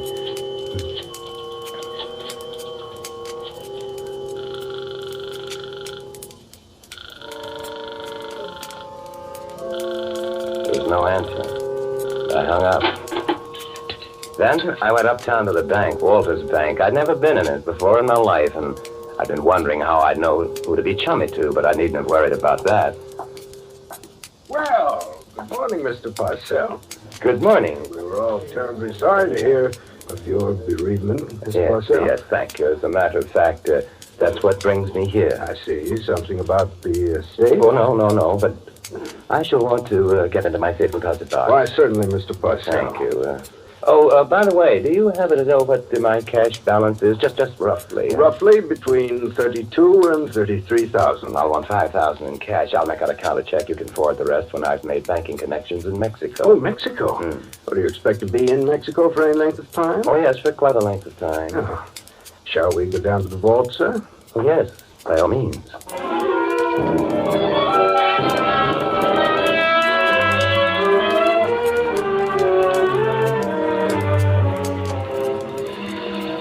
When I got out of the bank, it was raining, but I didn't care. I liked it. I was walking on air anyway, and I decided to walk home that way. It's nearly 30 blocks, and I was soaking wet when I got there, but what's a little rain to a guy with $100,000 in his pocket? Front door wasn't locked. In I went, and I hung up my hat and coat in the hall, and was wondering whether to have a nice hot bath before calling Helen Winters. And when I saw it, a box, that horrible pasteboard box that had come back. For a second, I thought my mind had gone. But there it was, sitting on the desk. Wet and soggy, and the limp paper peeling off as though it had been fished out of the river just that minute. And then I remembered I hadn't seen it sink, and what the cop had said about tides and currents. And then the doorbell rang. I rushed to the window. There was a police car outside. For a moment, I thought of grabbing up the box and running, escaping out of the back somehow, and then I knew that wasn't any use. It didn't matter. It was some sort of a police plant. It didn't matter anyway. And if it wasn't, if it was just another one of those terrible coincidences, there was still time.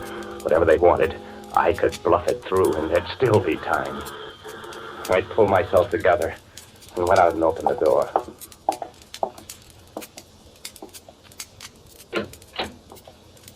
Yes? We're from headquarters. Yes. You're Walter Parcell?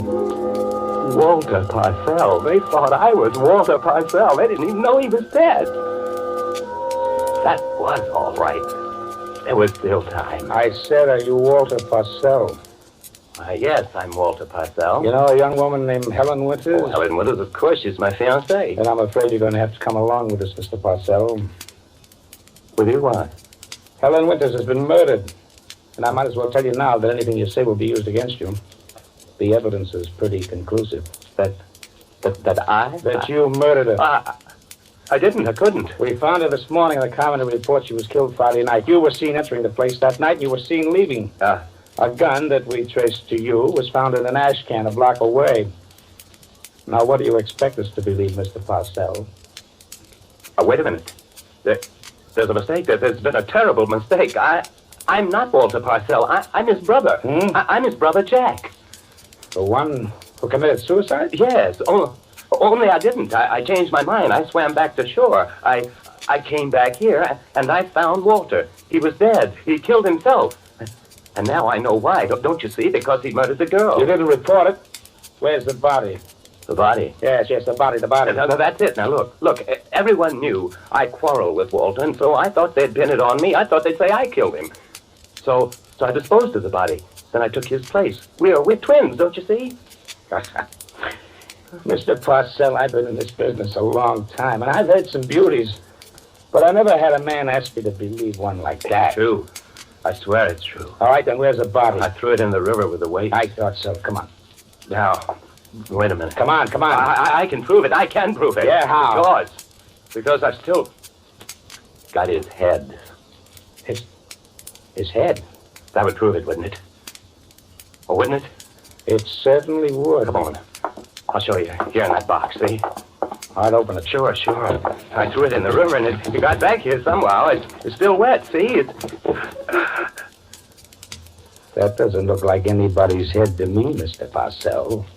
To me, it looks like just an ordinary goldfish ball.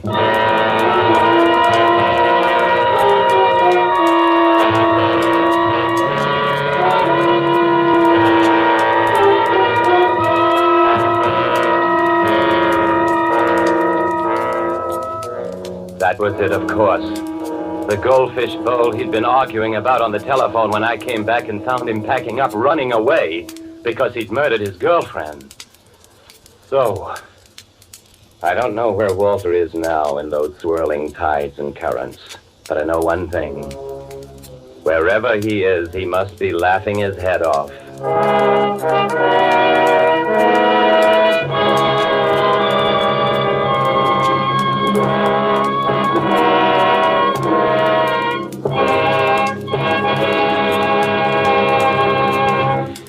Suspense. Presented by Roma Wines. R-O-M-A. Made in California for enjoyment throughout the world. Before we hear again from Joseph Cotton, the star of the pasteboard box, tonight's suspense play, this is Truman Bradley for Roma Wines. Each day, more Americans are switching to Roma and discovering what a wonderful help Roma wine is in making simple home entertainment successful. The reason? Taste. Superb taste for only pennies a glass. And, says famous hostess Elsa Maxwell, there's a Roma California wine to delight everyone. Rich, ruby red Roma port, mellow, nut-like Roma sherry, smooth, golden Roma muscatel, and flame-bright Roma Tokay. I give my guests their choice and share with them Roma's goodness.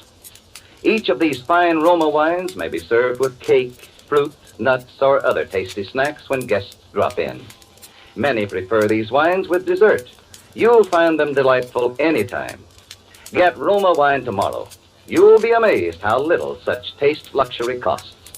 For Roma wine, famed for uniformly fine quality, is now selling at the lowest prices in years. Insist on Roma, R-O-M-A, Roma wine, made in California for enjoyment throughout the world. This is Joseph Cotton. I've enjoyed my appearance on Suspense as I always do.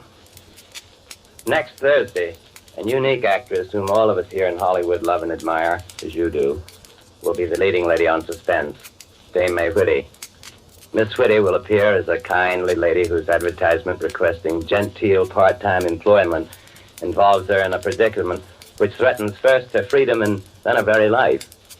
I'm sure we'll all want to make it a point to listen.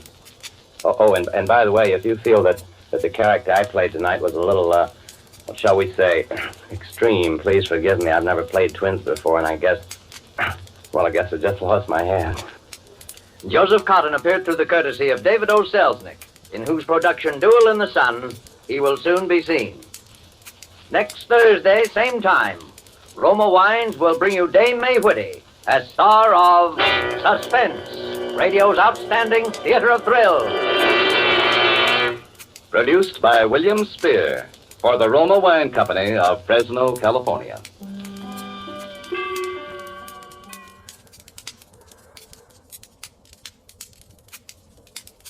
Now, Roma Wine, R-O-M-A, made in California for enjoyment throughout the world. Roma Wines present Suspense. Tonight, Roma Wines bring you the MGM star Miss Agnes Moorehead in Postmortem, a suspense play produced, edited, and directed for Roma Wines by William Spear. Suspense, radio's outstanding theater of thrills, is presented for your enjoyment by Roma Wines. That's R-O-M-A, Roma Wines. Those excellent California wines that can add so much pleasantness to the way you live, to your happiness in entertaining guests, to your enjoyment of everyday meals. Yes, right now a glassful would be very pleasant, as Roma Wines bring you Agnes Moorehead in a remarkable tale of Suspense.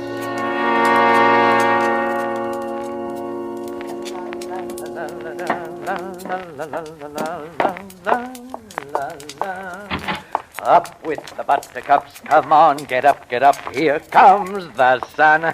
Good morning, darling. Stephen, you goose.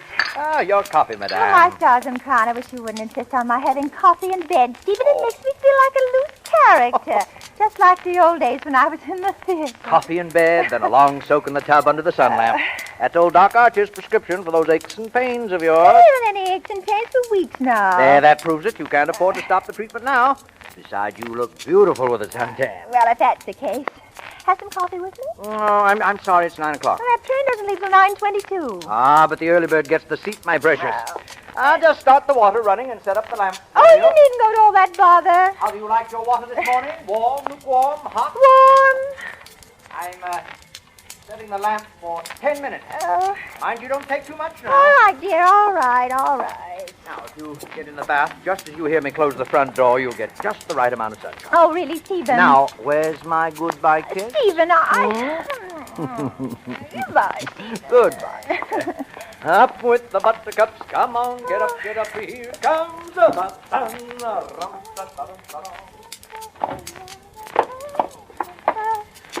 Up with my bag, up with my bag.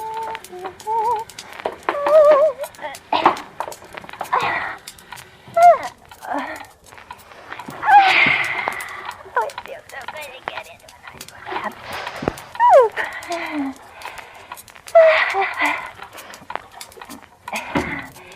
Yes? Is that you, Stephen? Stephen, have you forgotten something again? Stephen, will you answer me? Oh. Can you hear me now, Stephen? I forgot my wallet. I think it's in my bathrobe pocket on the inside of the door. Well, I'll hand it out to you. No, you stay where you are. I'll just reach round and get it. Stephen, don't open that door. The lamp, Stephen. Oh, now see what you've done. Gosh, I hope it didn't break. These things are expensive. Hey, you didn't have it turned on? I turned it off so you could hear me. That timer on it makes so much noise. Well, no harm done, I guess. Well, I've got everything now. Sorry to disturb you, darling. Well, you better hurry. You will miss that train. Bye-bye, darling. Be good. Come on, get on it. Okay, Butch. Oh, if I had the wings of an angel.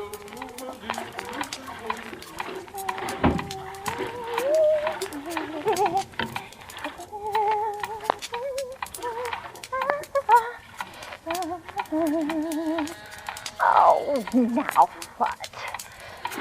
All right, I'm coming. Oh, well, you don't have to burn up the battery. My robe. Oh. Mrs. Meade? Oh, I don't want any today. What? What was that you called me? Are you Mrs. Josephine Meade? Well, I was. My name is Archer now. I've remarried. What was This it? is the place, fellas. Hold everything. We're coming. Well, who are those men? Who are you? Oh, does she know yet? Oh, hold that, will you, Mrs. Meade? Well, All right, fine. Now let's try another one inside.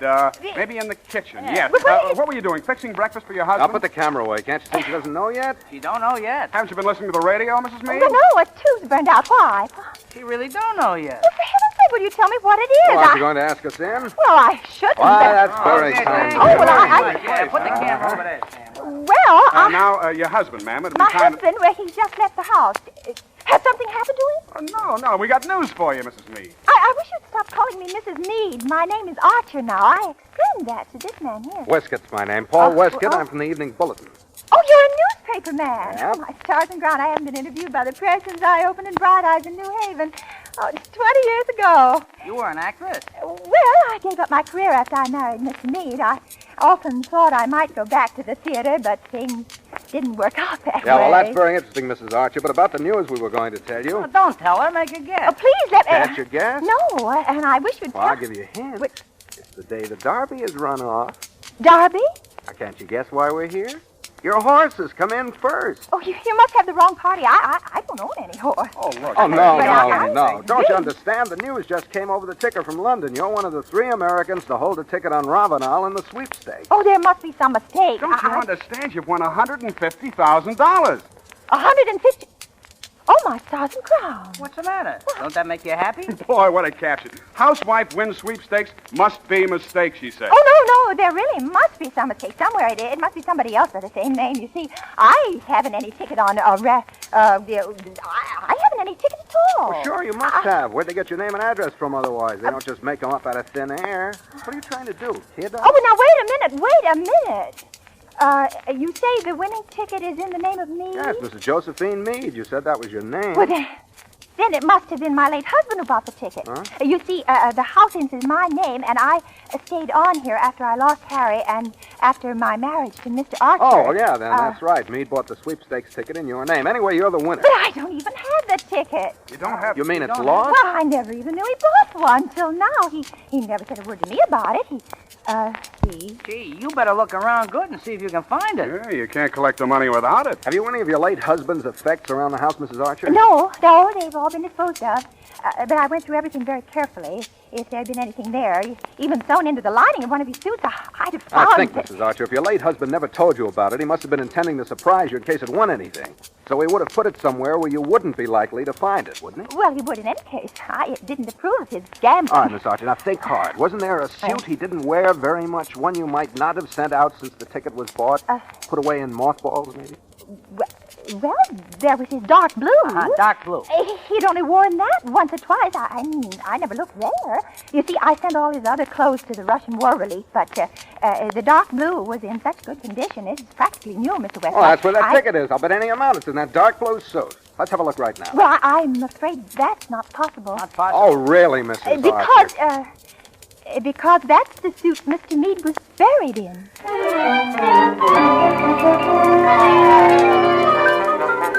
For Suspense, Roma Wines are bringing you as star Agnes Moorehead in Postmortem, a radio play by Robert Tallman from the story by Cornell Woolrich.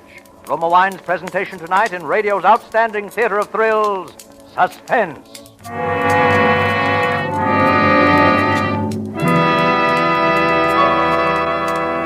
Between the acts of Suspense, this is Truman Bradley for Roma Wines. Evenings at home can be dull as dishwashing or friendly as a fireside, depending upon the ingenuity of the lady of the house. Now, here's a simple suggestion many smart American homemakers follow to brighten stay-at-home nights. As a high spot in a quiet evening of restful reading or listening to favorite radio shows, serve Roma California Sherry. For Roma Sherry helps an evening along, adds a welcome note of warmth to friendly companionship. Yes, there's something about glowing golden amber Roma Sherry with the rich, mellow, nut-like taste that everyone enjoys.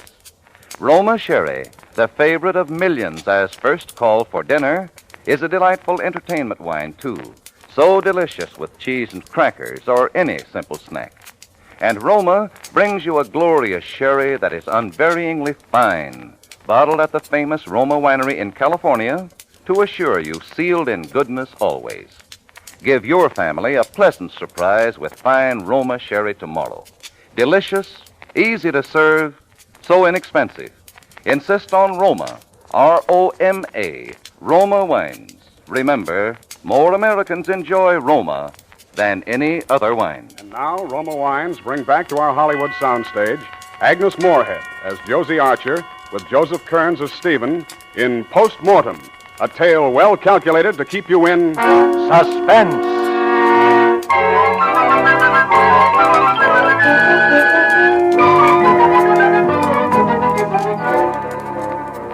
Stephen, that's the only place it can be. It's there in the casket with him. What makes you so certain of that? Well, the one and only time he wore that suit before his death was one Saturday afternoon when he went out for a stroll and stopped in at a pool room. What more likely place than that for him to have bought a sweepstakes ticket? Well, if it's buried with him, we might as well kiss it goodbye. But $150,000, Stephen. You haven't any right to disturb a grave just on a hunch like that. Harry might have lost the ticket. Oh, I tell you, I knew Harry Meade. He'd no more lose a thing like that than well, he just wouldn't, that's all. If it's there, it'll just have to stay But there. why, Stephen, all we have to do is get a court order. I tell you, I won't stand for it. It's sacrilege. Oh, but... If we've got to disturb the dead, we'll just have to let the money go. But it wouldn't be like desecrating a grave. Harry would have wanted us to have that money. After all, you were Josie, his best as friend. your husband, I forbid you to disturb that man's remains. Stephen, really, Now, forget that there ever was such a sweepstakes ticket. Is that understood? All right, Stephen. Whatever you say. Yes. And if that snooping newspaper man comes back here, you're not to let him in this house. Yes, Stephen. Is that a promise now? Yes, Stephen, it's a promise. Well, I've got to go now. I'll miss my train. We'll talk about it some more tonight when I get home. All right, dear. Oh, don't forget to take your sun lamp treatment. No, I won't. Bye now. Goodbye, dear.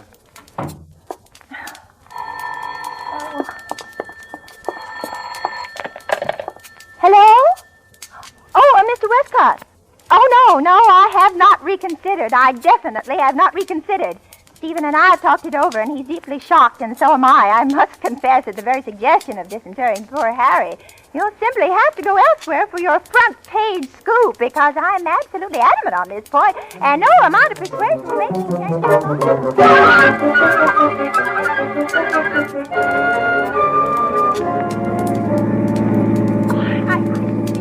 my I know it. I shouldn't be doing this. All right. Oh, I shouldn't be doing this. I know it. All right, you wait here, Mrs. Archer. I shouldn't be doing this. I know I shouldn't. Now, don't take I it know like that, Mrs. Archer. We have a court order all properly signed and perfectly legal. I shouldn't have let you talk me into this. I'm just weak, that's all. I'm just weak, yes. Stephen is sure to suspect something. That $150,000 ought to go a long way toward making him forgive you. Well, will it take long? No, the workman is supposed to have it all ready. All that has to be done now is... well, it won't take long. Would you rather wait in the caretaker's house? No. I'll come along with you. All right.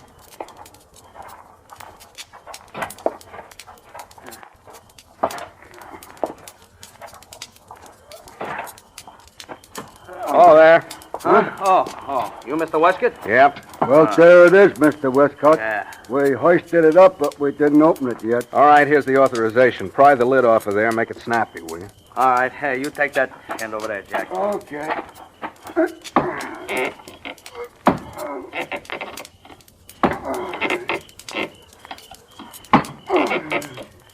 What's the matter? Is it stuck or what? Take it easy, lady, will you? It's coming.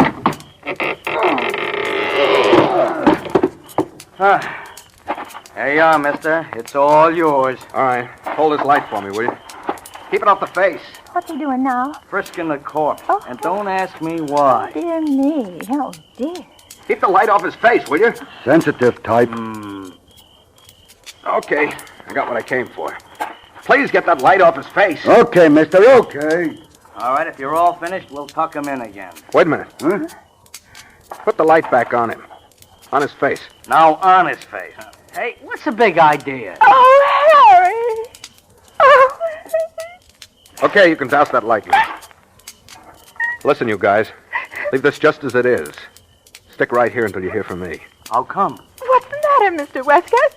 I'm not sure yet, but I just got a hunch the DA is going to want an autopsy on this body. My stars and crowns.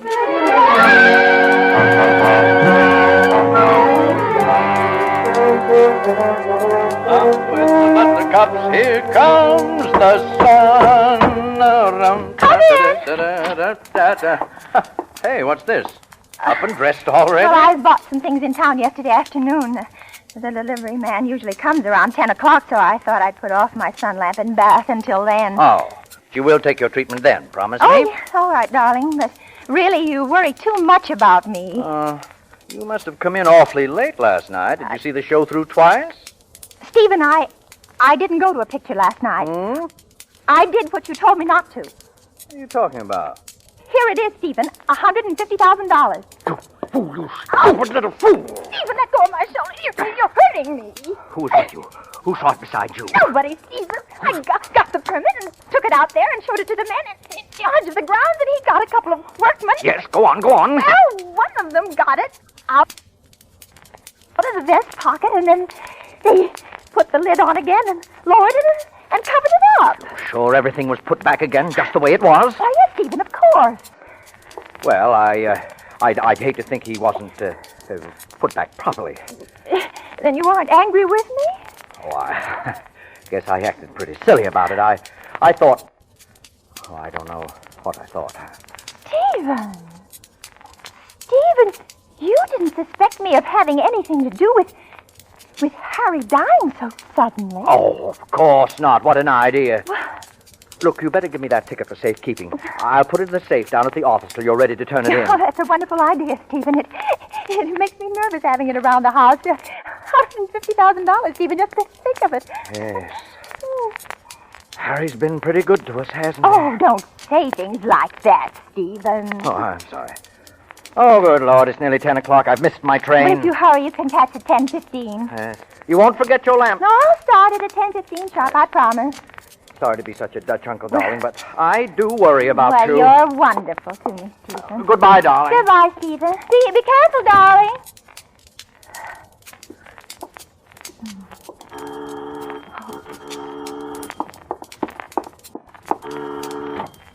Come in quickly. He just this minute left the house. Suppose he took the ticket with him? How did you know? I know a lot of things. For instance? The DA's ordered that autopsy on the body of your late husband. Oh, my stars and crowns. I think they'll find out he was murdered. No. Oh, no. Your present husband, Stephen Archer, is an insurance agent, isn't he? Well, yes, but And he insured your late husband heavily in your favor just before his death. Oh, well, that doesn't prove anything. Oh, maybe not. He's pretty good to you, isn't he? Well, Takes you to Florida every winter, stuff like that. I should say not. How did you get such an idea? That coat of tan you've got? Oh, that's from the sun lamp. I had a slight cold a while back, and now Stephen insisted I use the sun lamp for 10 minutes every morning while I'm in the bath. While you're in the bath? Yes, he says it's more beneficial that way. It's a terrible nuisance, of course. The bathroom's quite small, and the lamp is always toppling over and falling on top of me. How's that? Well, I always wait till Stephen has left the house in the morning to take my bath, and then he almost always forgets something at the last minute and comes dashing back and blundering into the bathroom, and over it goes. What sort of things does he forget? Oh, and one day it's a clean handkerchief, and the next some papers or other things that he needs, or his fountain pen. Does he keep all those things in the bathroom? No, but he can never find where they are, so he comes barging into the bathroom to ask me, and then over goes the lamp. You don't say. I suppose you're insured pretty heavily in his favor now. Well, naturally, being in the business. Yes, naturally. Mr. Westcott, you don't think... I don't think anything yet. Oh, dear, whatever shall I do? I tell you what. There's a way to find out if you'll cooperate with me. With your acting experience, this ought to be easy for you. Now, this is what I'd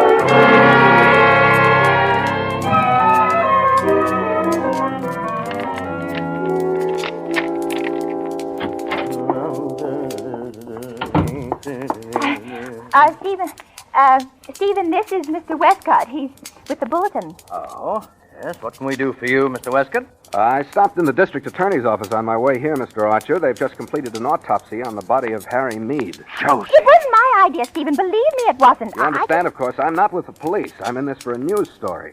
Or anything else that might come my way. I see. I might be able to help you people if you'll tell me the truth. Yes. What was the result of the autopsy? The report isn't made out yet, but I think they'll find he died of a blow over the head. Sit down, Mr. Westcott. I might as well tell you everything. Josie, you don't have to tell this man Stephen, anything let now. me do this in my own way. You see, Mr. Westcott, it was all my doing.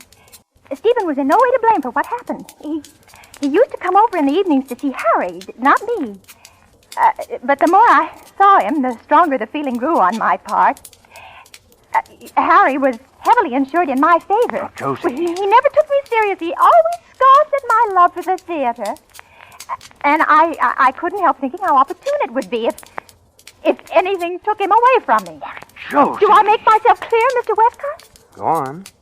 Well, the night Harry died, he had gone out in the back of the house, you see, to get some air.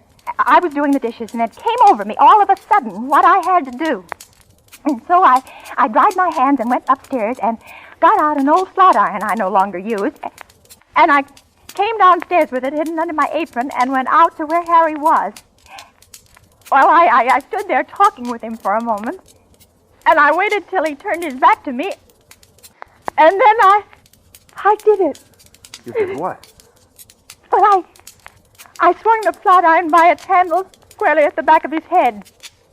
He didn't die right away, but he was unconscious, and and I could see it was all over. He had a weak heart, you know. And, well, afterwards, I took the iron over in the vacant lot and buried it. And the rest happened as I told you. Stephen came round and we carried him into the house. You mean you didn't notice the wound? Didn't it bleed? Well, it did a little, but I washed it off. And then I took some pinkish face enamel I had left over from the days when I was an actress, and I plastered that over the wound and even powdered it so it'd be less noticeable. Go on. I made a good job of it because, after all, I do know something about those things, you know, makeup. So that's why the doctor never noticed it when he examined Harry's body. Josie, I can't believe it. Forgive me, Mr. Westcott, but this is a terrible, terrible shock to me. Well, now you know everything. I suppose you may as well drive me to police headquarters. Why should I? You mean you aren't going to turn me in? That dent in his head could have been made by the men who exhumed the body. You and I are the only witnesses to that, Mrs. Archer. But, yeah, but look here, can't they tell? In most cases. In this case, the body happens to be in a remarkably fine state of preservation. Besides, if I do you a favor, maybe you'll cut me in for a little of that sweepstakes ticket. Anything. Anything you like. Good. I'll come back tomorrow and we'll talk it over. Good night. Good night, Mr. Westcott. And thanks. Thanks from the bottom of our hearts. Good night, Mrs. Archer. Hi. Well, my dear. Stephen. I've got to do a little thinking, Josie. This changes things considerably. It won't make any difference between us, will it, Stephen? I did it for us, so we could be together. You, of all people, and going out there and then looking at his body. But he was so well preserved, Stephen. He just looked as if he was sleeping. Is that peculiar? What is? Well, that he was looking so well. After all, it's been some time. It's just like in the Emerald Snuff Box. What? The Emerald Snuff Box, you remember, I played it for 33 weeks at the Court Theater opposite Henry Dixie. That was how they knew that it was poison, because of the way the body looked after all that time. Poison? Well, those bungling police doctors will never find it out. You can shut up that fool of a reporter with a sweepstakes ticket. That was a windfall anyway. We'll never miss it. But, Stephen, we can't count on things turning out the way we want them to. I made that confession just to give us a little time. We could take a plane in the morning and be in South America in a few hours. Oh, no, that'd be very foolish. No, my dear. Our best strategy is just to go on as we always have. I'll take the train into the office, you'll take your bath and sun lamp, and we'll be the same loving couple we always have been.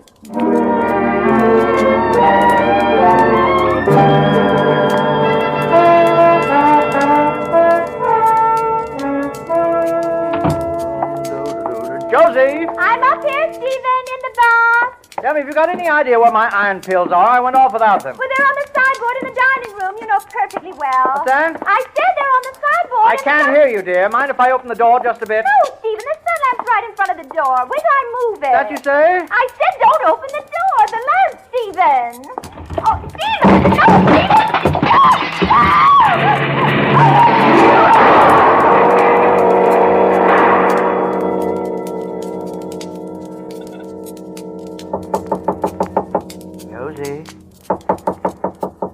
Josie? Josie! Well, that's that. Oh, now who the devil? All right, I'm coming. Come on, get up.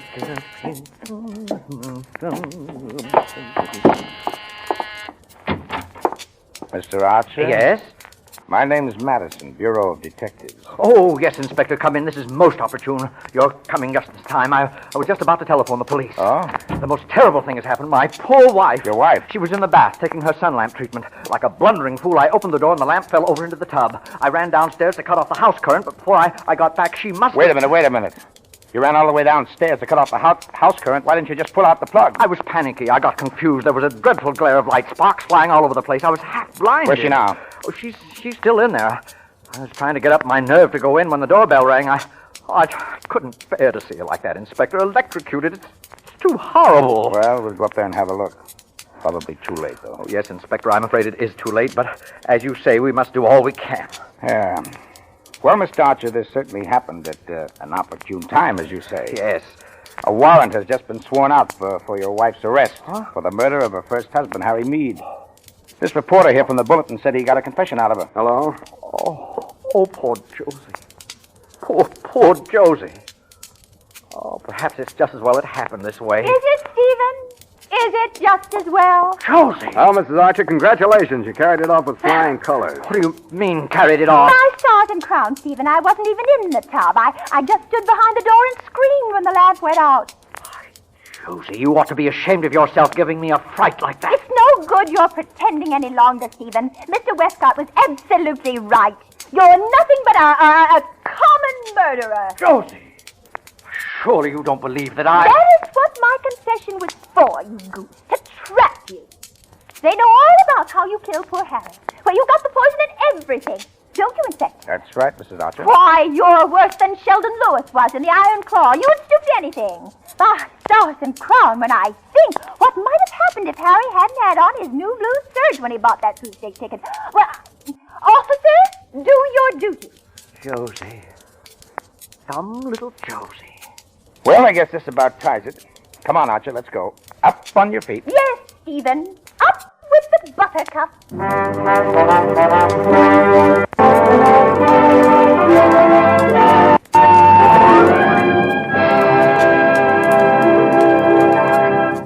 Suspense.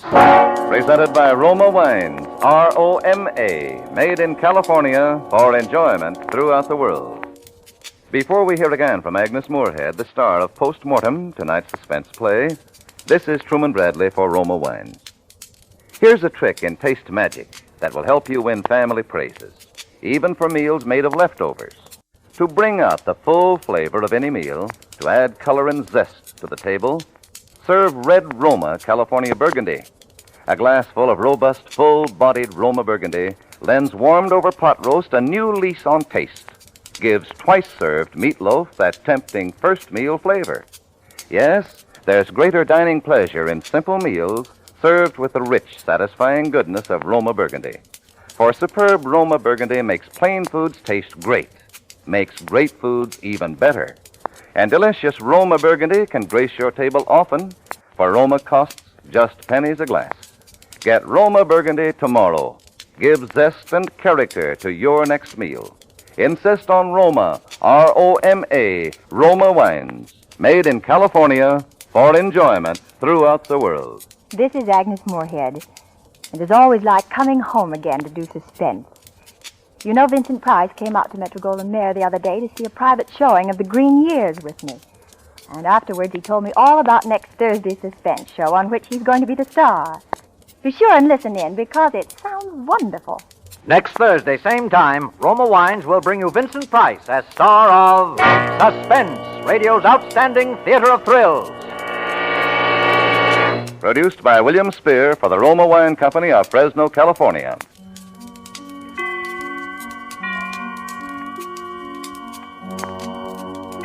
This is CBS, the Columbia Broadcasting System.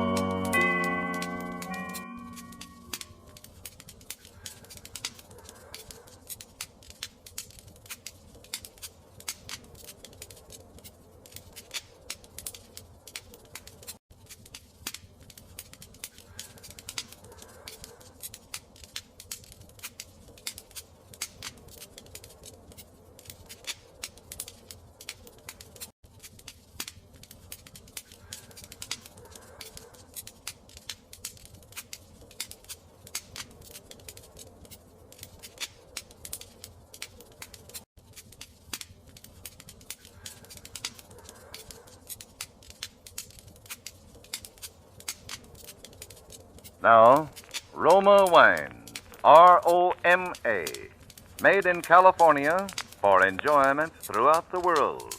Roma Wines present Suspense.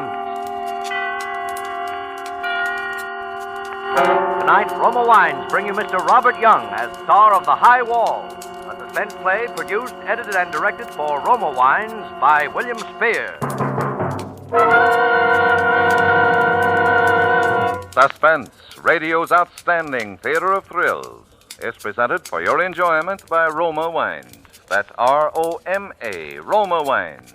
Those excellent California wines that can add so much pleasantness to the way you live, to your happiness in entertaining guests, to your enjoyment of everyday meals. Yes, right now a glassful would be very pleasant as Roma Wines bring you Robert Young in a remarkable tale of suspense. I woke up in bed. Nothing strange about that except that it was a hospital bed. I couldn't imagine how I got there. I didn't remember any accident. I didn't feel sick. Why the hospital? I laid there trying to puzzle it out. Last night was Christmas Eve. I was stopping at the Beacon Hotel in Boston. I was going to get up early this morning and go to Fitchburg and find Helen, my wife. After 3 years of separation, it would be nice to be with her again on Christmas Day. I turned in bed and looked out of the window. Christmas? Why, it was summer. There were trees and grass and flowers in bloom. I guess I twisted around or something because the next thing I knew, a girl was leaning over me, smiling. Hello there. Feeling better? Well, I guess so. Am I supposed to be sick? Well, no, not if you feel all right. We were beginning to get worried about you. You didn't seem to want to wake up. We? Who's we? Oh, Dr. Dunlap and all of us. Well, what happened to me? Well, why am I in a hospital? You've been very ill. Don't try to think about it, Mr. Lewis. Just get well. You're, Amy, aren't you? That's right. Good for you. Amy. How did I know her name? Why was her face so familiar to me? I tried to think, and suddenly I remembered. I'd been dreaming about her. In one dream, I was up to my neck in quicksand, and she was trying to save me. She was crying, and her tears fell on my face, and she kissed me. That would have to be a dream, wouldn't it? Still, as I looked up into her eyes, it seemed very real. I could almost feel her lips. I dozed off, thinking of her, and when I woke up, Dr. Dunlap was standing beside my bed. Well, Mr. Lewis, Miss Adams tells me you're bright and snappy this morning. Yeah. Any reason why I have to stay in bed? Oh, none at all. If you feel able, we'll get your clothes, and Miss Adams will take you down to the solarium, and you can sit in the sun. Now, how's that? The solarium was a big glassed-in veranda where the patients sat around and took it easy. Played cards and read and talked. It was quite a crowd when we walked in, but nobody seemed to notice us. Amy, Miss Adams, introduced me to a girl who ran the newsstand. Her name was Ella. She sold cigarettes, candy bars, magazines. I sat down over to one side and looked the people over. Nobody seemed very sick, but they said silly things and laughed a lot. One man acted like he was catching a ball and throwing it to second base. Then he'd argue with the umpire over a bad decision, and suddenly it hit me, like a smash in the face. This wasn't a hospital. It was an insane asylum. I jumped up, but Amy put her hand on my arm. Dr. Dunlap appeared out of nowhere and pushed me back into the chair. Easy, Mr. Lewis, easy now. Don't get excited. I'm not excited. I just found out where I am, that's all. Let's go up to your room and talk it over. Talk what over? I'm in the wrong place. Maybe I'm a little sick, but I've got all my buttons. Get me out of here. Mr. Lewis, please, you're making a disturbance. Go along with Let Miss loose. Adams. Doctor, I can manage. Then please do it. We'll have a riot here if he doesn't quiet down. Mr. Lewis, you don't want to get me into trouble, do you? We were getting along so nicely. When she put it that way, I let them take me out of there and up to my room. But then I put up an argument, demanded to see the head man. Amy backed me up, too. She said she was sure I was okay and didn't belong in such a place. Dr. Dunlap hit the ceiling. They had a battle with Pip. He slammed out of the room, and she had a fit of crying. But the net result was that I was taken to the office of Professor Bird, the man who ran the asylum. He was a strange little guy, with a head cocked to one side like he was listening to something nobody else could hear. Ah, Mr. Lewis, feeling better? Why does everyone ask me that? Yes, I feel great. Good. Do you remember me? Should I? Oh, not necessarily. What seems to be the trouble? You just made a mistake, that's all. Got the wrong fellow. I don't belong here. Well, that's strange. Your commitment papers seem to be in order. I don't care about that. Listen to me. Here, Oh. Mr. Lewis. Let's discuss this calmly. We're not in the habit of picking people off the streets haphazardly. Someone had to sign you in. Who was it, your parents? My folks have been dead for years. Your wife, perhaps? She doesn't know I'm back in America. Probably thinks I'm dead. Come on, Professor, stop stalling. You've got it all on that paper. Never mind this paper. tell me about yourself. Were you in the war? No, they wouldn't take me. Blood pressure or something. I went to Burma for the International Oil Company. Oh? How was it in Burma? Pretty rugged. I was there for 3 years. I'd be there yet, only I fell in front of a bulldozer and got my leg crushed. They shipped me back to San Diego, thinking they'd have to cut it off. Well, fortunately, they didn't have to, huh? Did your wife know you were hurt? Funny you should ask that. No, she didn't. You see, we used to go to dances a lot. I see. You didn't fancy yourself with a crutch. Does anybody? But after you were discharged from the hospital in San Diego, did you communicate with her then? No, I wanted to surprise her. She thought I was still in Burma. I took a train for Boston, arrived on December 23rd, a Thursday. Yes? So I went home, looking for Helen. She wasn't there. Somebody else lived in the house. She'd sold it. Knocked me a twister. I was born in that house. My grandfather built it. And it was gone. Where was your wife? Helen? She was in Fitchburg, working in a defense plant. But I didn't find that out until I ran into an old pal of mine that night. He almost keeled over when he saw me because everybody thought I was dead. You know, not hearing from me for more than a year. And did you go to Fitchburg, see your wife? No, I didn't want to see her right then. Why not? Oh, I was upset, I guess, about her selling the house. Besides, I'd been away more than 3 years. 1 day more wouldn't hurt. So I checked into a hotel, the Beacon House, room 305, I remember. I stretched out on the bed and tried to think things out. Yes. You were lying on the bed and... Oh, well, I fell asleep, that's all. I see. No use telling him how I laid there, thinking of Helen and wishing I'd gone on to Fitchburg. How I kept seeing her face like a great big painting on the ceiling. He'd think I was nuts if I told him how I could smell that queer perfume she used. And the feeling I got that she was there in the room with me. And how long did you sleep, Mr. Lewis? I don't know. What woke me up was someone knocking on the door. I got up and opened it, and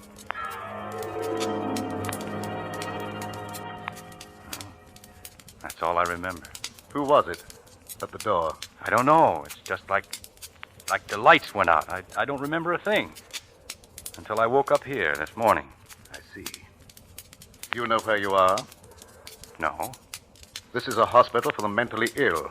This is the Flowerdale Hospital for the criminal insane. Criminal insane? I'm not insane, and I'm not... I've had a blackout, that's all. Does that make me a criminal? Oh, no, it's the other way around. The crime caused the blackout. Crime? What crime? What did I do? I can't tell you that. I'll say you can't. You've got the wrong man. And you're afraid to admit it. I wish that were true for your sake, Mr. Lewis. However, I attended your trial. The state called me as an authority on mental diseases. It was at my suggestion that you were sent here for treatment. How? How long do I have to stay? Until I'm convinced you are no longer a menace to society. All right. Give me a test. I'll get out of here in a hurry. I've just given you a test. And you failed badly. Why? Because I can't remember being in trouble? Well, that could happen to anyone. No, not in your case, Mr. Lewis. Your mind has drawn a certain a curtain across something it doesn't want to remember. The crime you committed is buried in your subconscious mind. Until you can remember everything that happened from the time you opened that door down to the present moment, I shall have to detain you. When you remember your crime and the reason you committed it, you can walk out of here a free man. But you're pretty sure I won't do it, aren't you? Okay, I'm going to fool you.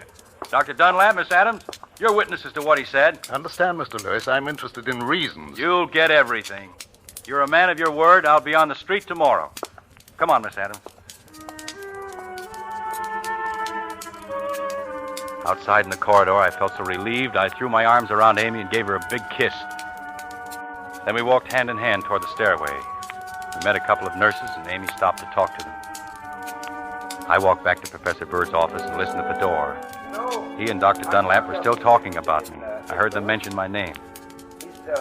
I opened the door real easy so they wouldn't notice it. Why, he's been a walking zombie. He couldn't talk, had to be fed, bathed, and put to bed like a child. I'm really very encouraged.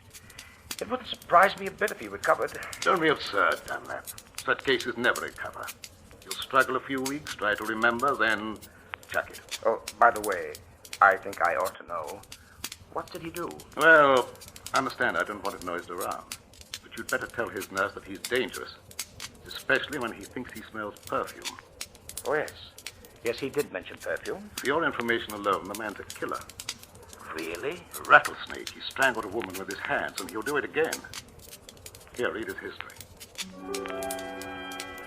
That's all I heard, because Amy picked that moment to come and get me.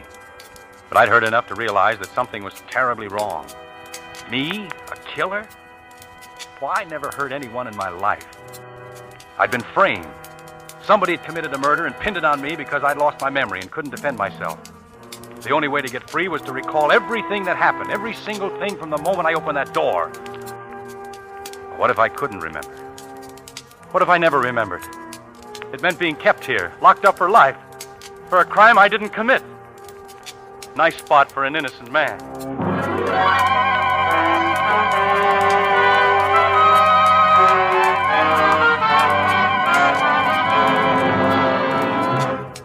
For Suspense, Roma Wines are bringing you as star Robert Young in The High Wall, a radio drama by Bradbury Foote from his play of the same name. Roma Wines' presentation tonight in radio's outstanding theater of thrills, Suspense.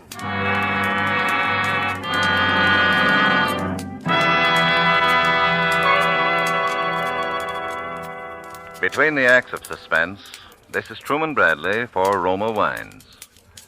We Americans are noted for taking the job home with us. We frequently sit down to dinner, our minds still occupied by the work of the day, and get no real pleasure from our meal. My favorite recipe for adding enjoyment to food is a glass of tempting Roma California sherry before dinner. Designed by the goodness of nature and the skill of man to make food taste better, Roma sherry is the perfect first call to dinner. As you pour the golden amber goodness of Roma sherry into a glass, enjoy its fresh, full fragrance. Then sip Roma sherry. Savor with your tongue the happy miracle of sun, grape, and cask that give Roma sherry the pleasing nut-like taste so many millions prefer. Yes, the simplest dinner becomes more enjoyable when introduced by Roma sherry. Prove that yourself. Enjoy Roma sherry before your dinner tomorrow. For Roma, America's favorite wine, costs no more than ordinary wines. So insist on Roma, R-O-M-A, Roma wines. Remember, more Americans enjoy Roma than any other wine. And now Roma Wines bring back to our Hollywood soundstage Robert Young in The High Wall, a tale well calculated to keep you in suspense.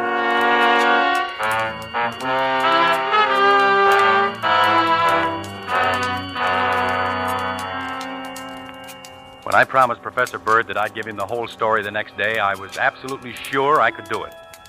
But I couldn't. I couldn't remember a single thing that happened during that lost time. Absolutely blank I was. I racked my brain for a clue, lay awake nights torturing myself until I nearly had a nervous breakdown. Then, after about 3 months, I gave up. Just like Professor Bird said I would. Chucked it. When I did, a great feeling of relief came over me. It was like a heavy weight had been lifted off my chest.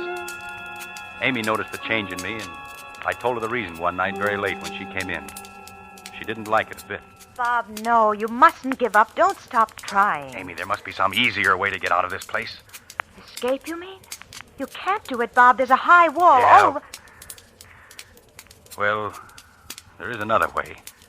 A sure way. I can go out feet first. Feet for... Bob. Bob, you wouldn't do that. I'm not going to spend the rest of my natural life in this insane asylum. If there's no other way to escape, I'll go out, like I said, in a box. Suddenly, she was crying like a kid. Helen used to cry like that. It never struck me before, but Amy was a lot like Helen. As I watched her, it almost seemed like she was Helen. I guess I got a little mixed up because I put my arm around her and lifted her face up to mine. For a second, I seemed to be holding Helen. Then I got things straightened out in my mind. I stepped back. Sorry, Amy. I guess I got a little out of line. That's all right, Bob. I wouldn't want you to think I was, well, you know. No? Why not? Hmm? Well, you're going to be Mrs. Dr. Dunlap. No, that's off, Bob. There's somebody else. Oh, who is it? She didn't answer. Didn't have to, I knew. She stood there looking like she expected me to do something about it, but I didn't. Then she beckoned to me and made a hush sign, and I followed her out of the room. The ward was quiet. Everyone was asleep. We tiptoed into the solarium and shut the door. I suppose you know this is liable to cost me my job. Look at that moon. Bob, you wouldn't really do anything to yourself, would you? Why not? I'm not doing myself or anyone else much good, locked up in this place. Bob, dying isn't the answer. Yes, it is, Amy. Dying is the answer to everything. Oh, Bob, don't talk like that. You know, in Burma once, in the jungle, I saw a snake right close to me. A king cobra it was. I stood perfectly still, hoping it hadn't seen me. I didn't breathe.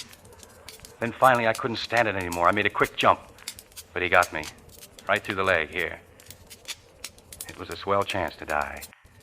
But I didn't want to. I crawled through the jungle to a first aid station, and I managed to pull through. For what? I'd have been better off to die right there. Oh, no. I kept on talking like that, hardly knowing what I was saying, because I had a queer feeling that I was telling it to Helen and letting her know what I'd gone through for her. Helen always wanted security, and I went out there to get it for her. Those oil companies paid big money. Bob, if you could only remember who it was when you opened that door. Yeah. What's that perfume you're wearing? What? Perfume? You know we aren't allowed to use perfume. Funny, I could swear. Lean closer. Of course you are. It's that same stuff that... Go on. Why don't you? What? Kiss me. I want you to. Sorry to interrupt, but we do have rules here. Hold it, Dr. Dunlap. The light isn't necessary. Go to your room, Mr. Lewis. That's all right, but don't throw the hooks into Amy. It wasn't her fault. Never mind, Bob. I can defend myself. Go along. I knew she could handle him, so I went up to my room. Besides, I had something on my mind. While I was holding Amy in my arms, I had a vision, I guess you'd call it. I saw Helen. She was lying on the bed. The doctor was bending over her. The room was crowded with people. Everyone was tense, frightened. Then the doctor straightened up and said, "She's dead." Helen, my wife, was dead. I remembered it now, distinctly. But that was all. I couldn't remember how or why it happened. It was just like a photograph. Nothing led up to it, and what happened after was perfectly blank. But the fact that Helen was dead didn't seem like a surprise exactly. After a while, I heard Dr. Dunlap come up and lock me in. He hesitated outside the door like he wanted to come in and bawl me out. Then he went away. The next thing, Amy was shaking me, trying to wake me up. Bob. Huh? What's the matter? We're sunk, Bob. He was furious. I'm discharged, and you're going to be put in another ward. By the louse, he can't get away with it. Listen. Shh. I know how you can escape. What? How? Ella quit her job. She's leaving in the morning. Her car will be parked in the driveway outside the solarium. All you have to do is get in the car, lie down on the floor, and pull a rug over you. Oh, Amy, that's screwy. How would I get outside? The solarium door is always locked. That's it. Ella's going to unlock it before she turns in her keys. Yeah? But I'd be seen. No, they'll all be in church. It's Sunday, Bob. Oh. The minute they start to sing, open the door and slip out. Oh, Bob, it's the chance of a lifetime. Ella leaving makes it easy. She'll drive right through the front gate, and they won't even stop her. Oh, Bob, say you'll do it. I can't go away and leave you here. Well, what did I have to lose? Besides, she started to cry and carry on, so I said, all right. The funny part of it was, it did work. I'll bet we were 50 miles from the asylum before they knew I was missing. Ella picked up Amy at the edge of town, then hit for the open road.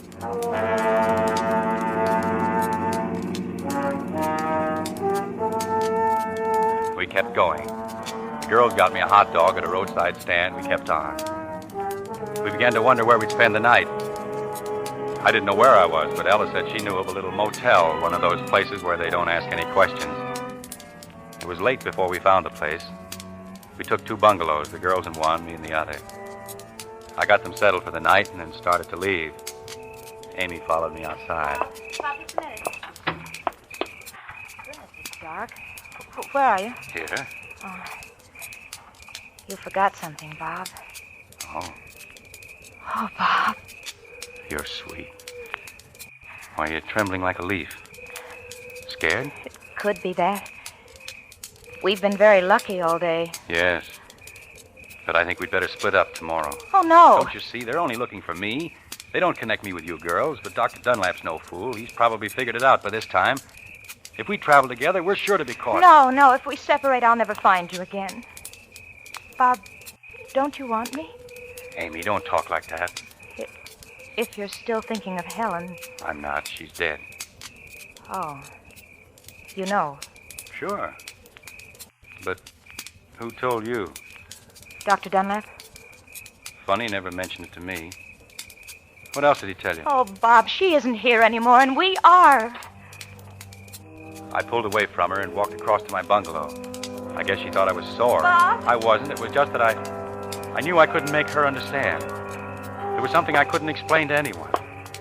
Helen wasn't gone. She'd never be gone, not to me. I opened the door and went in. The bungalow was a crummy little place. It reminded me of that hole I lived in Burma. I was groggy from driving all day. Amy had started me thinking of Helen. I laid there on the bed, remembering things. The night I met Helen. The first time we danced together. Our wedding. Our honeymoon at Jack Pomeroy's cottage in the Berkshires. I didn't know Jack very well then, but she did. Those were happy days. What you don't know doesn't hurt you. I was happy afterwards, too. Each time I forgave her, we'd go on another honeymoon. She called it starting over from scratch. But I never should have gone away. That's what did it. She couldn't take it. Well, I'll go up to Fitchburg tomorrow and we'll patch things up. Someone's knocking at the door. That's funny. Nobody knows I'm back in town. Hello? Bob, let me in. Who is it? Bob, I want to talk to you.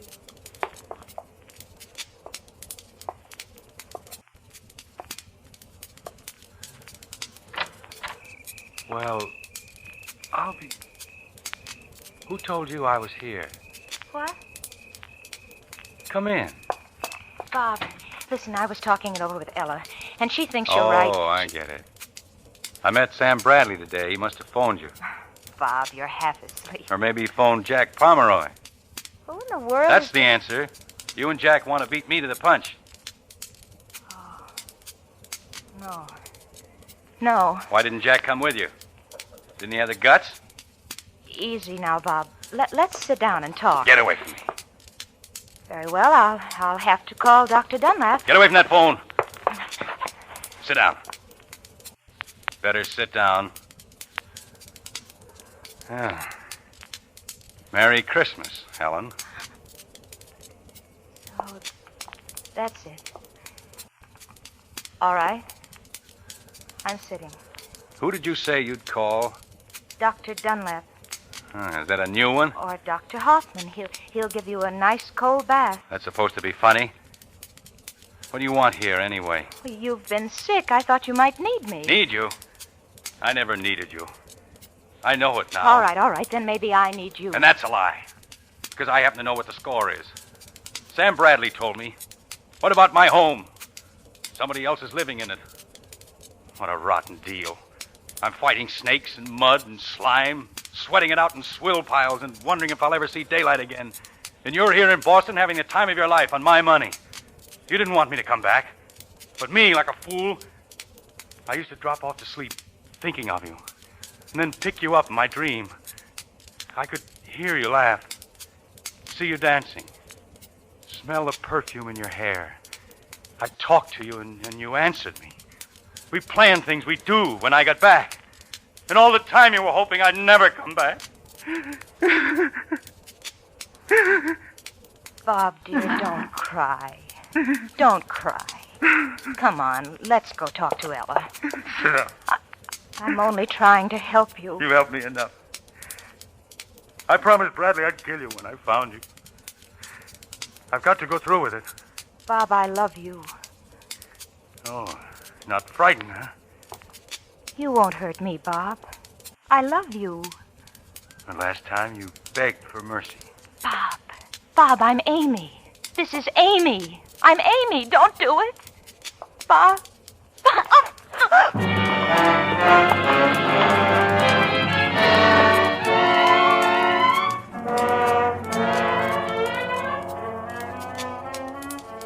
I was pressing my fingers into her throat. She died game this time. Didn't kick or make much of a struggle like she did before. It was almost like she wanted me to do it. And yet, as long as she lasted, she seemed to be begging me with her eyes not to do it. It didn't take long. Then she went limp, and I let her fall to the floor. When I let go of her, I kind of lost track of things. Another blackout. I woke up about a week ago. It's taken me this long to get things straightened out. It's winter now. My nurse tells me. I think she's lying, but I can't prove it. You see, there's no window in my room. The walls are padded, and the furniture's nailed to the floor.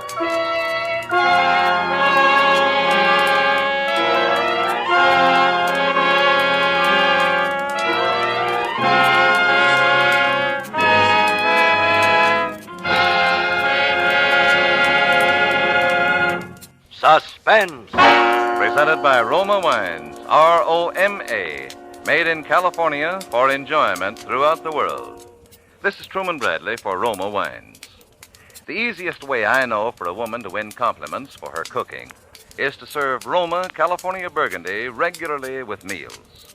The tempting fragrance and robust taste of red Roma Burgundy harmonize perfectly with a juicy steak, oven-browned roast, or sizzling chop. And you just don't know how delicious spaghetti or hamburger can be until you enjoy these savory dishes with good Roma Burgundy. For Roma Burgundy brings out the full, rich flavor of hearty foods, makes dining more enjoyable, more friendly. Try Roma Burgundy with your dinner tomorrow. When you buy Roma, you enjoy America's favorite wine. Yet Roma, R-O-M-A, Roma wine costs no more than ordinary wines. And may I suggest Roma California Champagne as the perfect touch of smartness for bridal shower or reception? Roma Champagne is ideal, too, as a going-away gift for the bridal couple. Robert Young may soon be seen in the Hal Wallace Paramount production, The Searching Wind.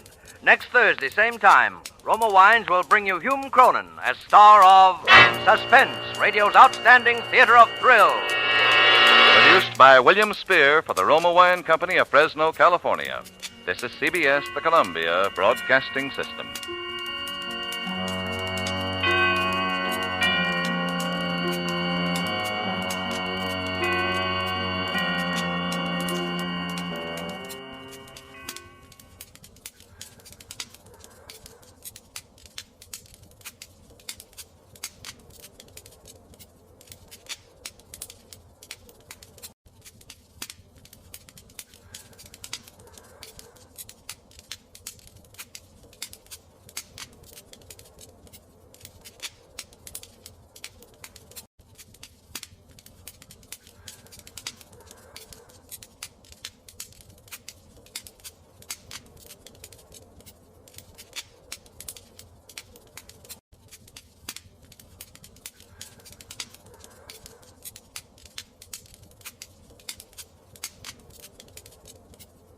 Now, Roma Wines, R-O-M-A, made in California for enjoyment throughout the world. Roma Wines present Suspense. Tonight, Roma Wines bring you Mr. Elliot Lewis as star of Can't We Be Friends? A suspense play produced, edited, and directed for Roma Wines by William Spear. Suspense. Radio's outstanding theater of thrills is presented for your enjoyment by Roma Wines. That's R-O-M-A. Roma Wines. Those excellent California wines that can add so much pleasantness to the way you live, to your happiness in entertaining guests, to your enjoyment of everyday meals. Yes, right now, a glassful would be very pleasant, as Roma Wines bring you Elliot Lewis in a remarkable tale of suspense.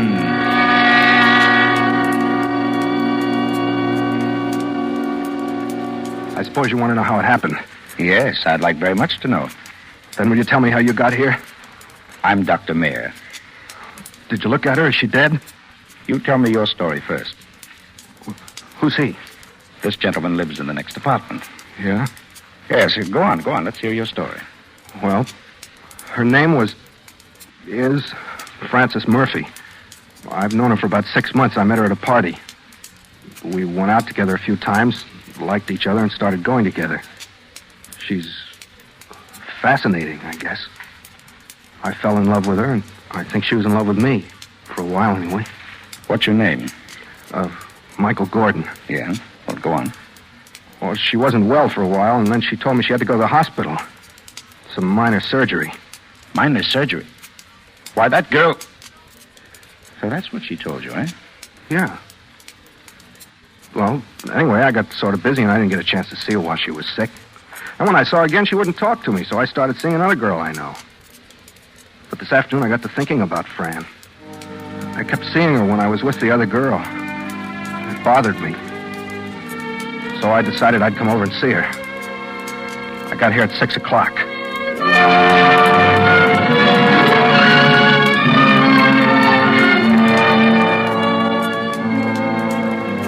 This apartment, in case you don't know, is very easy to get up to. The desk clerk sits around the corner from the elevator, and you don't have to see him if you don't want to. I didn't want him to call and tell Fran I was coming up, so I went over to the elevator without talking to him and came directly up to the 4th floor and knocked on her door. Hello, Fran. Oh, it's... My. How are you, Fran? Can I come in? What do you want? Oh, I was just passing by. I thought I'd stop in and see how you were feeling. You're a little late, aren't you? Been feeling better for 3 weeks. Oh, now don't be like that, honey. I was busy. That's why I didn't see you. Aren't you going to ask me in? All right, come in. But you can't stay long. I've got an engagement with a very good friend tonight. Oh, thanks. Well, the apartment looks very nice. Sit down if you like. Oh, thanks. Care for a cigarette? No, thanks. You look swell. It's not your fault I do. Oh, now don't be like that, Fran. I feel awful about not seeing him when you were sick. I had to see a fellow from out of town. Did it take you 10 days to see him? Oh, honey, you know how those things are. It was business. You just can't make any other plans. You really don't have to explain it to me. I'm not the least little bit interested in what you do. Fran, look at me. I'm sorry, Fran. I don't blame you for being mad at me. I'm no good, I guess. I'm just a no-good bum. I never deserved having a girl like you anyway. How true. But let's let bygones be bygones and at least part good friends, huh? That's really why I came by today. I wanted to ask you, can't we be friends? Well... Because I loved you, Fran. You know that I did. I still do. But, of course, I realize that's beside the point. You still do, huh?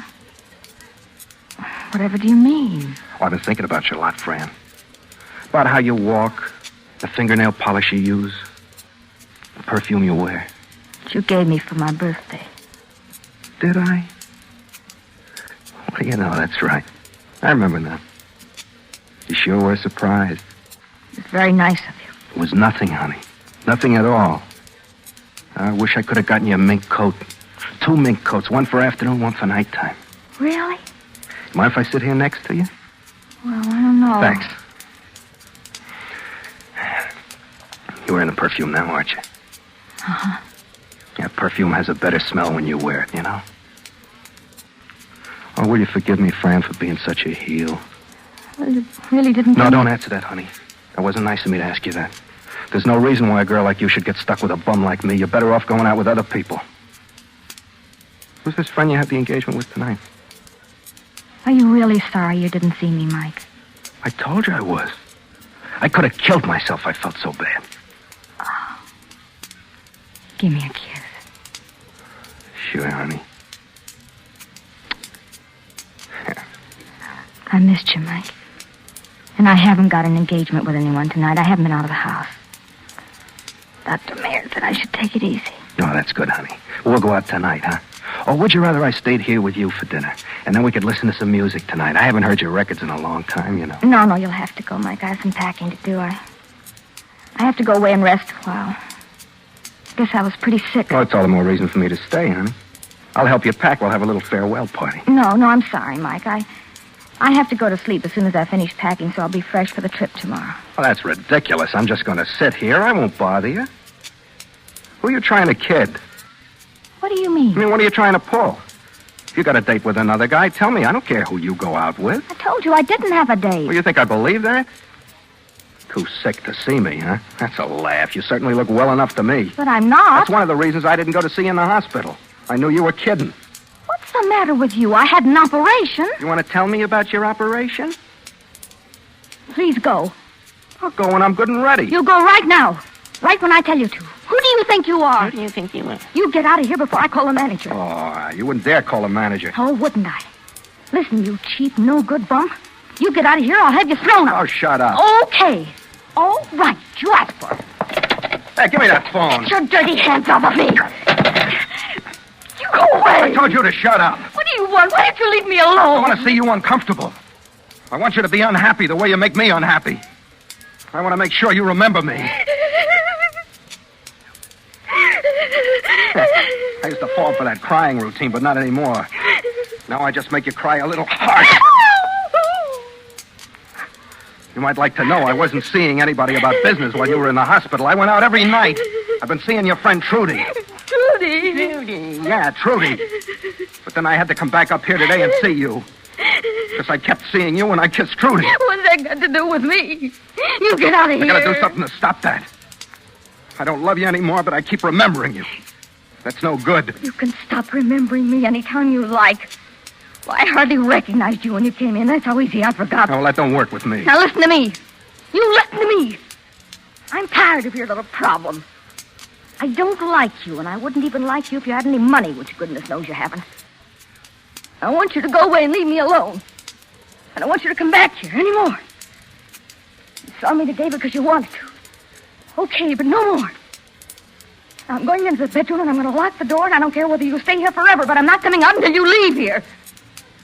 But if you haven't left in a little while, I'm going to scream. And I'm going to keep screaming until somebody comes up here and throws you out of here.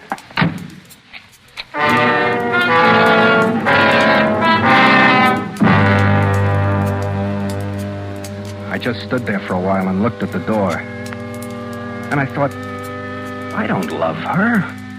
I don't love her at all. I hate her. That's when I decided to do it. Because I figured that if there was no Fran, then I could see Trudy or anybody else I wanted to and not have to worry about being lonesome for Fran or feeling sorry for Fran or needing Fran. And I figured you don't remember dead people very well. But I knew I had to do it that night before she left on her trip. I worked it out like this. I'd leave right then and leave her front door on the latch and talk to everybody in the building and go to my boarding house and tell everyone there how tired I was and go up to my room. That would be my alibi.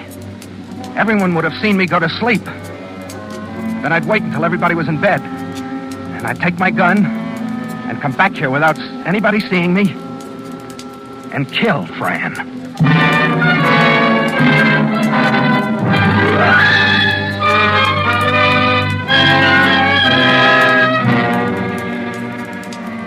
For Suspense, Roma Wines are bringing you Elliot Lewis as star of Can't We Be Friends, a radio play of which he is also the author, and which is Roma Wines' presentation tonight in radio's outstanding theater of thrills, Suspense.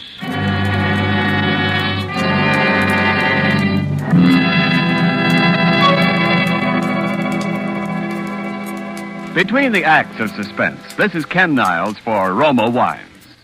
Warm weather and cold drinks just naturally go together. And here's my favorite recipe for quick, thirst-quenching refreshment these scorching days. It's Roma Wine and Soda, America's smartest, coolest summer drink. After a hot day's work, try Roma Wine and Soda. It's refreshing as a cold shower. And when guests drop in, delight them with delicious, easy-to-serve Roma Wine and Soda. Just half-fill a tall glass with Roma California Burgundy or Sauterne or any other Roma wine type of your choice. Then add ice, fill with sparkling water, and stir. In less than a minute, you're sipping your way to cool contentment. Or for a short refresher that's long on taste, try this cooler offer. Just pour Roma California Sherry to cover a cube or two of ice. It's delicious. Remember, Roma wines are selected from the world's greatest wine reserves. So refreshers made with Roma are better tasting always. For low-cost, cool enjoyment this summer, serve Roma Wine and Soda. Insist on Roma, R-O-M-A, Roma Wine. Largest selling wine in all history. And now, Roma Wines bring back to our Hollywood soundstage Elliot Lewis as Michael Gordon in Can't We Be Friends? A tale well calculated to keep you in suspense.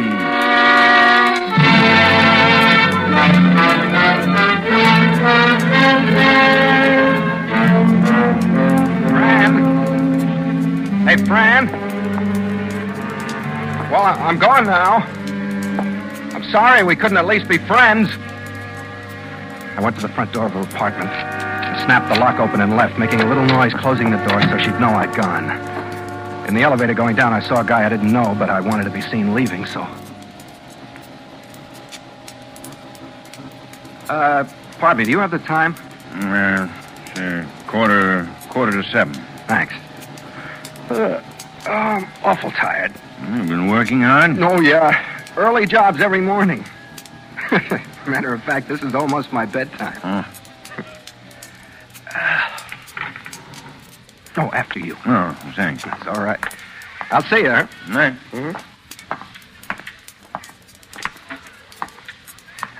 Pardon me. Yes, may I help you? Yeah, Miss Murphy in 411 asked me to tell you she doesn't want to be disturbed. Yes. You got that straight now. Miss Murphy, 411, she doesn't want to be disturbed. Not feeling badly again, is she? Oh, no, just a little tired. Taking a nap. Oh, well, thank you. I'll see that she's not bothered. Yeah, because she doesn't want to be disturbed.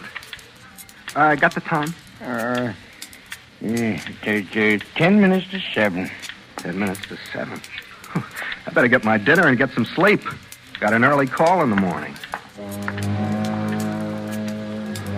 I left the building and took a cab, although I didn't have too much dough. I talked to the cabbie. I asked him about his family. I got real chummy with him. Because he was a Red Sox man, so I was a Red Sox man. At the boarding house, I gave everybody a big yawn. I lauded around how tired I was. Even had the landlady feeling sorry for me, and she usually hates me. Everybody patted me on the back up to my room. I made a lot of noise dropping my shoes when I got there. I jumped up and down on the bed a couple of times. Then I went over to the window, and I looked out at the street. And I waited.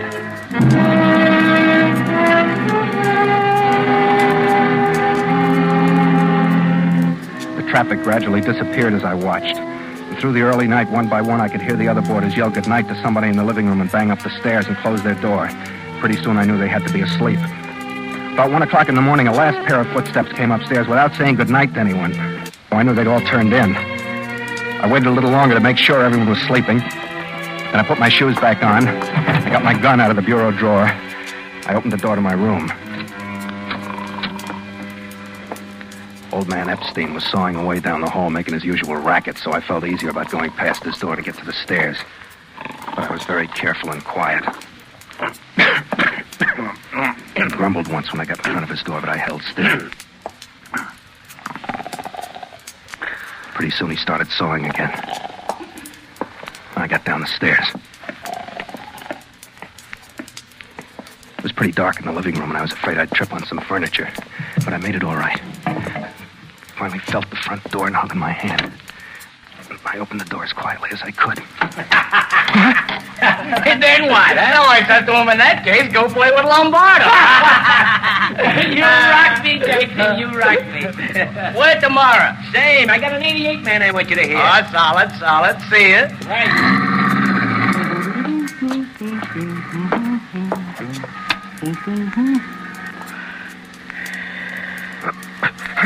Oh, that you, Lippy? No. Oh, hi, man. Good evening. Door's open if you're going in. Oh, thanks for saving me the key move, man. Hey, you still working days, fellow Border-Rooney? Yeah. Oh, ain't this a little past your bedtime, man? Oh, yeah, it's late, but the reason I Hey, can't... why do you go out at 3:00 about? Well, I wasn't going out. I couldn't sleep. I was just going to get some fresh air and come right in again. You better leave the door unlocked for me. Oh, boy, I'm beat. Yeah, you better get to bed. Oh, it's a fine night for singing. Yeah. Well, don't get too much of that fresh air. Liable to choke you to death. Yeah, well, good night. Oh, hey, we had that joint really jumping tonight. Hatchet Face come by, sat in with us for a while. Really? Oh, he's mellow. That boy plays fine. So I hear. Yeah. Oodly-boo. Oodly-dee. Oodly-doodly-doodly-doodly-doodly-doo. That good? Yeah, sounds great. Well, enjoyed your company, Pops. Sure thing. Good night. Yeah. Well, gotta fall in now. Hit that pad.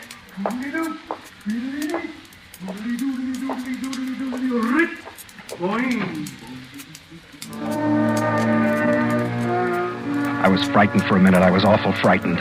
If Jack remembered seeing me, my carefully planned alibi was shot. I thought better not tonight.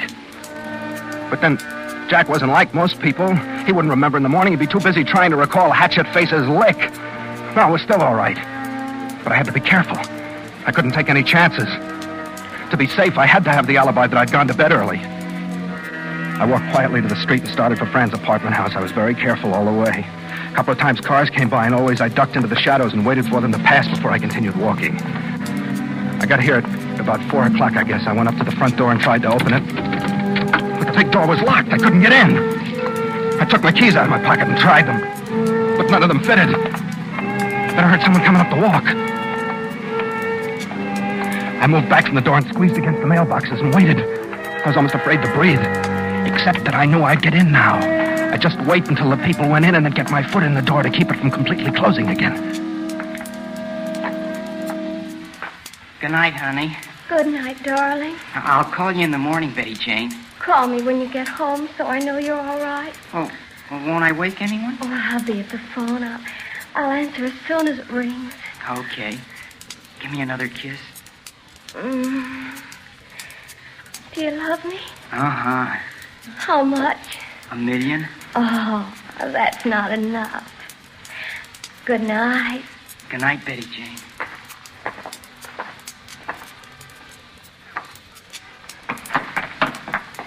$7 million? That's better. Don't forget to call. I won't.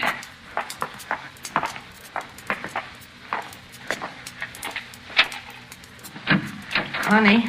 Yes, darling. Good night. Oh, good night, darling. You call now. I will.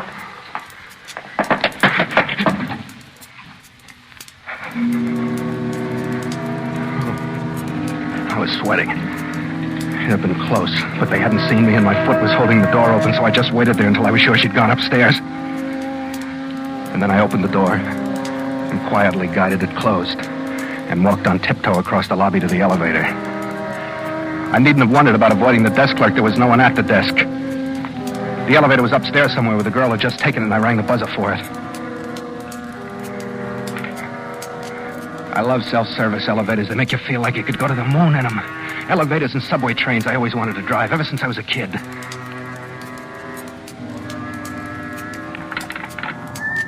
I got back in the dark just in time. The guy didn't see me.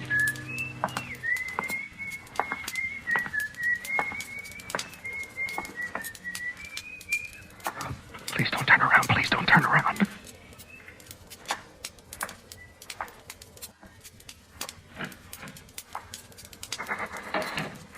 My mouth was so dry, I wondered for a few seconds how that guy'd been able to whistle, you know, the way you do. Then I opened the elevator door and got in. I pushed the button for the 4th floor. I got a little panicky because I thought that if someone was waiting on the 4th floor, they'd see me when they opened the elevator door. I almost convinced myself that someone would be there waiting for me. I put my hand in my coat pocket and felt the gun there and grabbed it hard. It was cold, so I took it out and pressed it against my forehead. That made me feel a little better.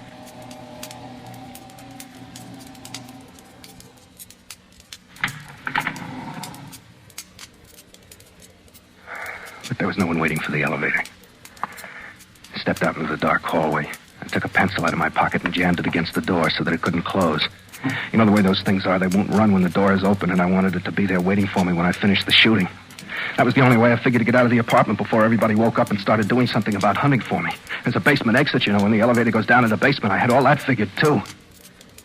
The pencil seemed to work, but to make sure, I stepped back into the elevator and pushed a button. The motor clicked and the door strained, but stayed open. The elevator didn't go anywhere. Then I stepped out into the hall and listened. It was awful quiet. Not even anyone snoring, which you usually hear at night in a big apartment house like this. I tried to remember if there was a squeaky board in the floor anywhere down the hall, but couldn't, so I just crossed my fingers and tiptoed down the long, dark hallway. The only light was the red exit sign that shows you where the fire escape is. And seeing from that is like working at a darkroom developing pictures, which I did for a while. 2 doors from Fran's apartment.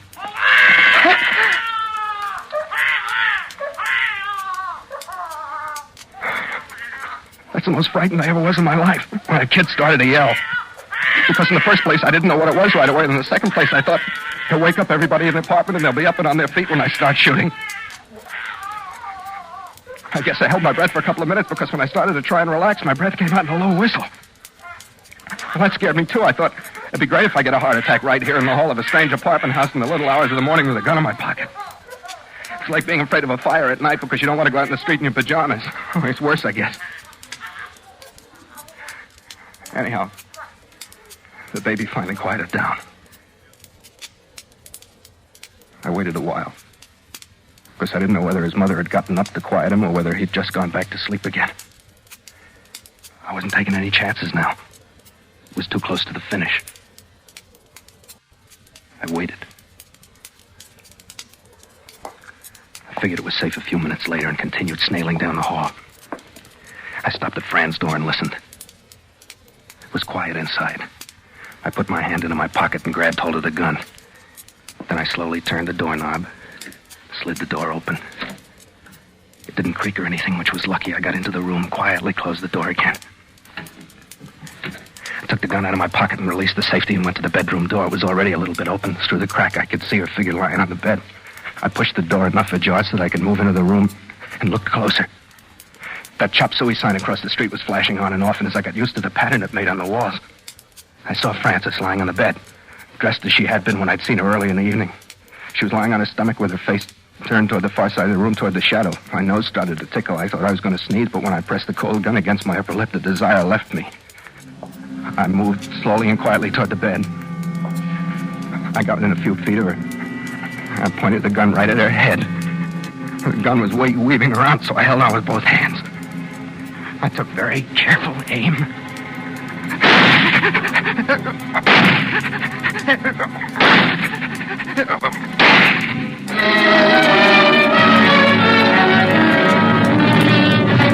It was done. I threw the gun down on the bed right next to Fran and started for the door. I knew I didn't have much time to get out of there. I tripped over one of her packed suitcases in the living room, but didn't fall. It reminded me, though, that I'd gotten there in time. She hadn't had a chance to go on her trip. I got to the front door of the apartment and jerked it open. What's the hurry? Get back in there. Get out of my way! Get back in there. No, I told you to get back in there!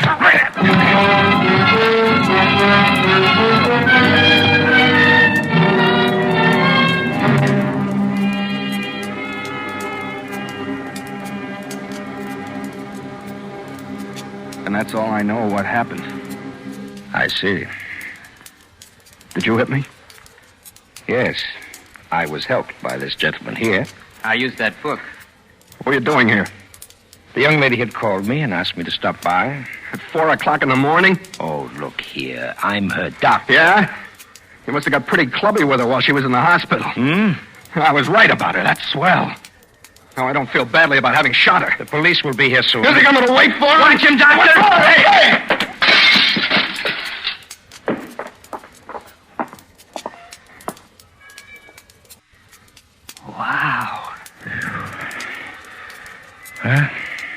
It's just as well. What? Aren't you going to call the ambulance? I already had. Yeah. I called the ambulance for the young lady. The state she was in when she talked to me on the phone, I knew we'd have to take her back to the hospital tonight. Well, there's not much they can do for her now. Well, there wasn't much they could have done for her before. An embolism, blood clot. The result of her surgery and the excitement she must have had earlier in the evening. Then he didn't kill her? She was dead 3 hours before he got here.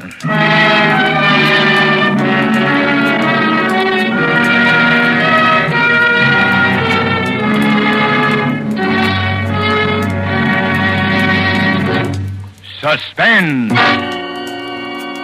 Presented by Roma Wines, R-O-M-A, made in California for enjoyment throughout the world. This is Ken Niles for Roma Wines, suggesting a refreshing idea for warm weather entertaining. Serve your guests tall, frosty glasses of Roma Wine lemonade, an ice-cold, taste-tingling treat that's a summer favorite here in Hollywood. For gala garden party or neighbor's casual call, the delicious thirst-quenching refreshment of Roma Wine lemonade pleases everyone. And Roma Wine lemonade is easy on you because it costs so little, is so easy to serve. You just place ice and the juice of half a lemon in a tall glass. Pour 3/4 full with zestful Roma California Burgundy or any other Roma wine you prefer. Add water and sweeten to taste. And because Roma wines are selected from the world's greatest wine reserves, a refresher made with Roma is better tasting naturally. So start now. Cool off and refresh yourself with Roma Wine lemonade. Insist on Roma, R-O-M-A, Roma Wine. Discover why more Americans enjoy Roma than any other wine. This is Elliot Lewis. It's always a pleasure to appear on Suspense, and tonight I'm especially grateful to Mr. Spear for the opportunity to not only hear one of my own radio plays presented here, but also to appear in the starring role. I'd certainly like to thank my good friends and fellow radio countrymen who contributed their usual wonderful performances. Lorene Tuttle, who was Fran, Wally Mayer, who was the doctor, Jerry Hausner, who was the Vout kid, Betty Moran and Irvin Lee, who were the two kids outside the apartment house, and Bill Johnston, who can do almost anything. Next Thursday, a very wonderful actor, Mr. J. Carroll Nash, will be starred on Suspense in a play called Commuter's Ticket, which goes to prove that nobody notices you on a commuting train except when you don't want to be noticed. Next Thursday, same time, Roma Wines will bring you J. Carroll Nash as star of Suspense, radio's outstanding theater of thrills. Produced by William Spear for the Roma Wine Company of Fresno, California.